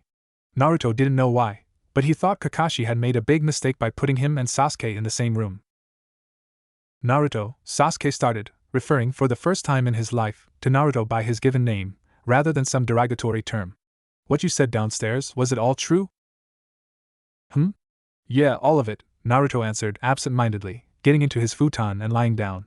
Sasuke had always thought that the carefree orphan led a free and worryless life, but was surprised to find that it wasn't that Naruto didn't have hardships, but rather he was just more resilient to mental and physical torture than Sasuke. You going to sleep? Sasuke asked, lying down in his own futon on the other side of the room. He honestly didn't know what to say in this situation without either hurting the other boy's feelings, not that he would ever admit he cared, or just making the situation more awkward than it already was. No, just distracted, Naruto answered, turning to face Sasuke in his futon. The old memories are kind of overpowering, I haven't thought about them in a while. Naruto seemed to be in deep thought. How did you survive it? Sasuke asked, looking curiously at Naruto, who looked at him in confusion. How did you manage to survive all of those injuries? A normal person would be long dead. Before Naruto could answer though, they heard the door opening to their room, admitting Kakashi and Zaraki into the room. Yo, how's it going? Zaraki asked with a little wave, though they had been away only for a few minutes at best. Moping and drowning in sorrow? Guess all the 4 of us need now is some sake and some cigarettes. Naruto and Sasuke scoffed, but otherwise ignored the comment as the 2 newcomers made themselves comfortable on the floor. Kakashi was on crutches since his body was still weak from the overuse of the Sharingan, and took longer to get on the floor than Zaraki. Sasuke, are you telling the truth? Are you that fixated on killing your brother? Kakashi asked, genuinely concerned for his student. He had seen people go down that path, and he knew better than anyone that vengeance never brought anyone happiness. Yes, I have no other purpose to live than to kill my brother and restore my clan, Sasuke answered, slightly stiff. Give it up, Sasuke. Surprisingly, it was Naruto that spoke. There is little point in seeking revenge. It gets you nowhere and leaves you with nothing.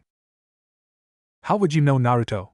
And I can't just forgive him like that, not after what he did, Sasuke said. He sounded tired rather than angry, like he wanted to sound. Don't scream and throw a tantrum when I say this, okay? Sasuke got a guarded look about him, but nodded anyway.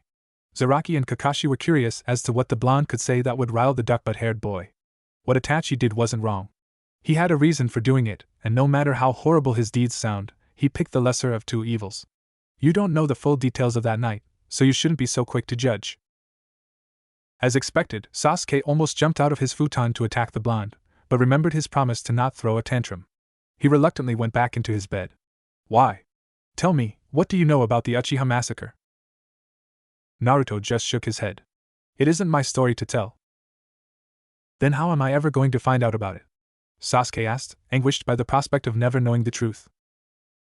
For your own safety, if you promise me that you won't attack him on sight and try to kill him, I'll take you to see Itachi. The Uchiha's eyes became almost 3 times its normal size, gaining size comically fast. Sasuke looked at Naruto like he was crazy. How did Naruto know about his brother's whereabouts? Where was Itachi now? How would Itachi react to seeing his brother after so long? Kakashi was surprised. He wasn't expecting this turn of events. Zaraki, unlike his teammate, had a more simplistic and more prudent response. He looked at Naruto in confusion. Whoa, back up here. Who is this Itachi you're talking about? Is he strong? He asked, trying to make sense of the turn of events. Naruto looked inquisitively at Sasuke, as if to ask if he was going to be the one to explain. Sasuke shook his head and motioned for Naruto to carry on. Itachi Uchiha is Sasuke's brother. He was a genius, even among the Uchiha, and swiftly rose through the village's ranks. He was an ANBU captain by the age of 13. A couple of years ago, he killed the entire Uchiha clan in a night and ran away from the village. The only one left from that night is Sasuke, Naruto explained, then, remembering he hadn't answered the other boy's question, continued, yes, he is strong. No single ninja kills the most powerful clan in Hidden Leaf in a single night on their own by being weak. Zaraki nodded his head, indicating that he understood the events. Naruto, how do you know the whereabouts of Itachi? Kakashi asked, legitimately curious as to how the boy came to know about such sensitive information. The village had been seeking that information for the last 2 years in an attempt to find the teenager that had weakened their village to such an extent. That is a secret that I can't tell you about just yet, Naruto replied, grinning madly at the look Kakashi gave him because of the answer. It's about time that we get to bed. Kakashi, Zaraki, we will see you next morning. Kakashi and Zaraki got up from their spots on the floor, Kakashi again getting up slower due to his stiff body, and promptly left the room in silence. Sasuke and Naruto lay there for a while, not talking or doing anything, trying to go to sleep. Naruto tossed and turned, but the memories of his past just wouldn't leave him. He was trying his best to just push the memories away and forget them, but the harder he tried, the more the memories taunted him. Naruto, you still awake? Sasuke asked from the other side of the now dark room. He heard the tossing and turning, so he was pretty sure Naruto was either having a terrible nightmare and needed to be woken up, or was still awake. Still, he was satisfied to hear a grunt coming from Naruto, signifying that he was indeed awake. You haven't told me, how did you survive the torture? Depends. Can I trust you with S-rank secrets? Naruto asked. Sasuke sat up bolt upright and looked at him incredulously. What was he talking about? S-rank secrets? Those were all punishable by death. How did Naruto come across such a thing? You can trust me. I don't plan on leaving the village anytime soon. But isn't the revelation of any S-rank secret punishable by death? Both of us will get killed if they find out about this. Sasuke sounded slightly panicked. Only slightly. No, it's fine. I am exempt from the execution since the secret and the subsequent rule banning it from being spoken is for my safety, thus I am allowed to tell anyone I deem worthy. Naruto said, while the look on his counterpart's face was getting more and more dubious. You remember of the Kyuubi incident 11 years ago, correct? Sasuke nodded. They told us in the academy that the Kyuubi was killed by the 4th Hokage. That was a lie. The Kyuubi is a demon lord far too powerful for a human to kill, so the 4th did the next best thing and sealed the beast in a newborn child. Me. Sasuke's eyes widened, almost becoming as wide as it had when he was told he was going to get a chance to meet Itachi. Due to Kurama, that's the Kyuubi's real name, being sealed inside me, I heal faster than pretty much anyone. That doesn't mean that my injuries heal instantly, it's just that if I die, he dies too, so he does whatever is necessary to keep me alive. It's painful, and Kurama healing me over and over again is a slow process, but he keeps me alive. Sasuke collapsed back onto his futon, trying to take in everything he had been told. Naruto knew it wasn't easy for the guy to accept something so drastic so easily, but at least he wasn't calling him a liar or demon child. Yet. Sighing, Naruto tried again to sleep, and this time the comforting darkness overtook him. A week had passed since they had gotten to Tazuna's house. Kakashi had healed nicely and Team 7 was doing well with their training. Sasuke could stand on water, Sakura could walk on water for a few minutes without breathing hard, and Zaraki's swordsmanship was becoming a lot more disciplined. Naruto had trained himself too, and he could keep his Rinnegan active for long periods of time without any severe drawbacks. Currently they were all, minus Inari, having breakfast at the dining table and conversing about what they were going to do that day. "I think we all should go with Tazuna today. Something tells me that something is going to happen today," Naruto suggested, eating another spoonful of his cereal. When Sakura looked at him doubtfully, he continued, "Trust me on this, my instincts have never let me down." "So what are your instincts telling you now?" Kakashi asked curiously. "That Zabuza and his partner are going to attack Tazuna today," Naruto answered simply, still eating his cereal at a normal pace, which for him meant that he was eating 5 times the amount that Sakura was eating. "But we should leave a clone or something behind, just in case they come after Tsunami or Inari to take them as hostages." Kakashi nodded, understanding his reasoning behind it. He had seen wars, and one thing that wars had taught him was that your opponent never fought fairly. They would always have some kind of underhanded method prepared to weaken your forces. "So who's going to fight who when we actually engage the enemy?" Sasuke asked, stopping his chewing momentarily to ask the question. He too was digging into his morning cereal, though not as hastily as Naruto. "I will hold off Zabuza to begin with." Before he could continue, he was interrupted by Sakura. "Why would you fight Zabuza? It should be Sasuke that fights him." Naruto had his hopes up after the display the night before, that Sakura would understand the fact that life wasn't so simple for them. Apparently, the way Sakura coped with those revelations was to act even more like a fangirl towards Sasuke. "Because I know I won't be killed immediately against Zabuza, so I can hold him off for a while," Naruto explained, trying to stick to reason and not let the demeaning comments from Sakura rile him up. "Wait, what will I be doing?" Kakashi asked, slightly surprised that his charge was planning on fighting the stronger enemy while Kakashi was still here. "Simple. You are fighting his partner," Naruto answered, while everyone in the room gaped at him. "Wait, why the hell is Kakashi fighting his partner when Zabuza is obviously going to be stronger?" Sasuke asked in outrage. He was starting to warm up to Naruto, but that didn't mean he understood everything about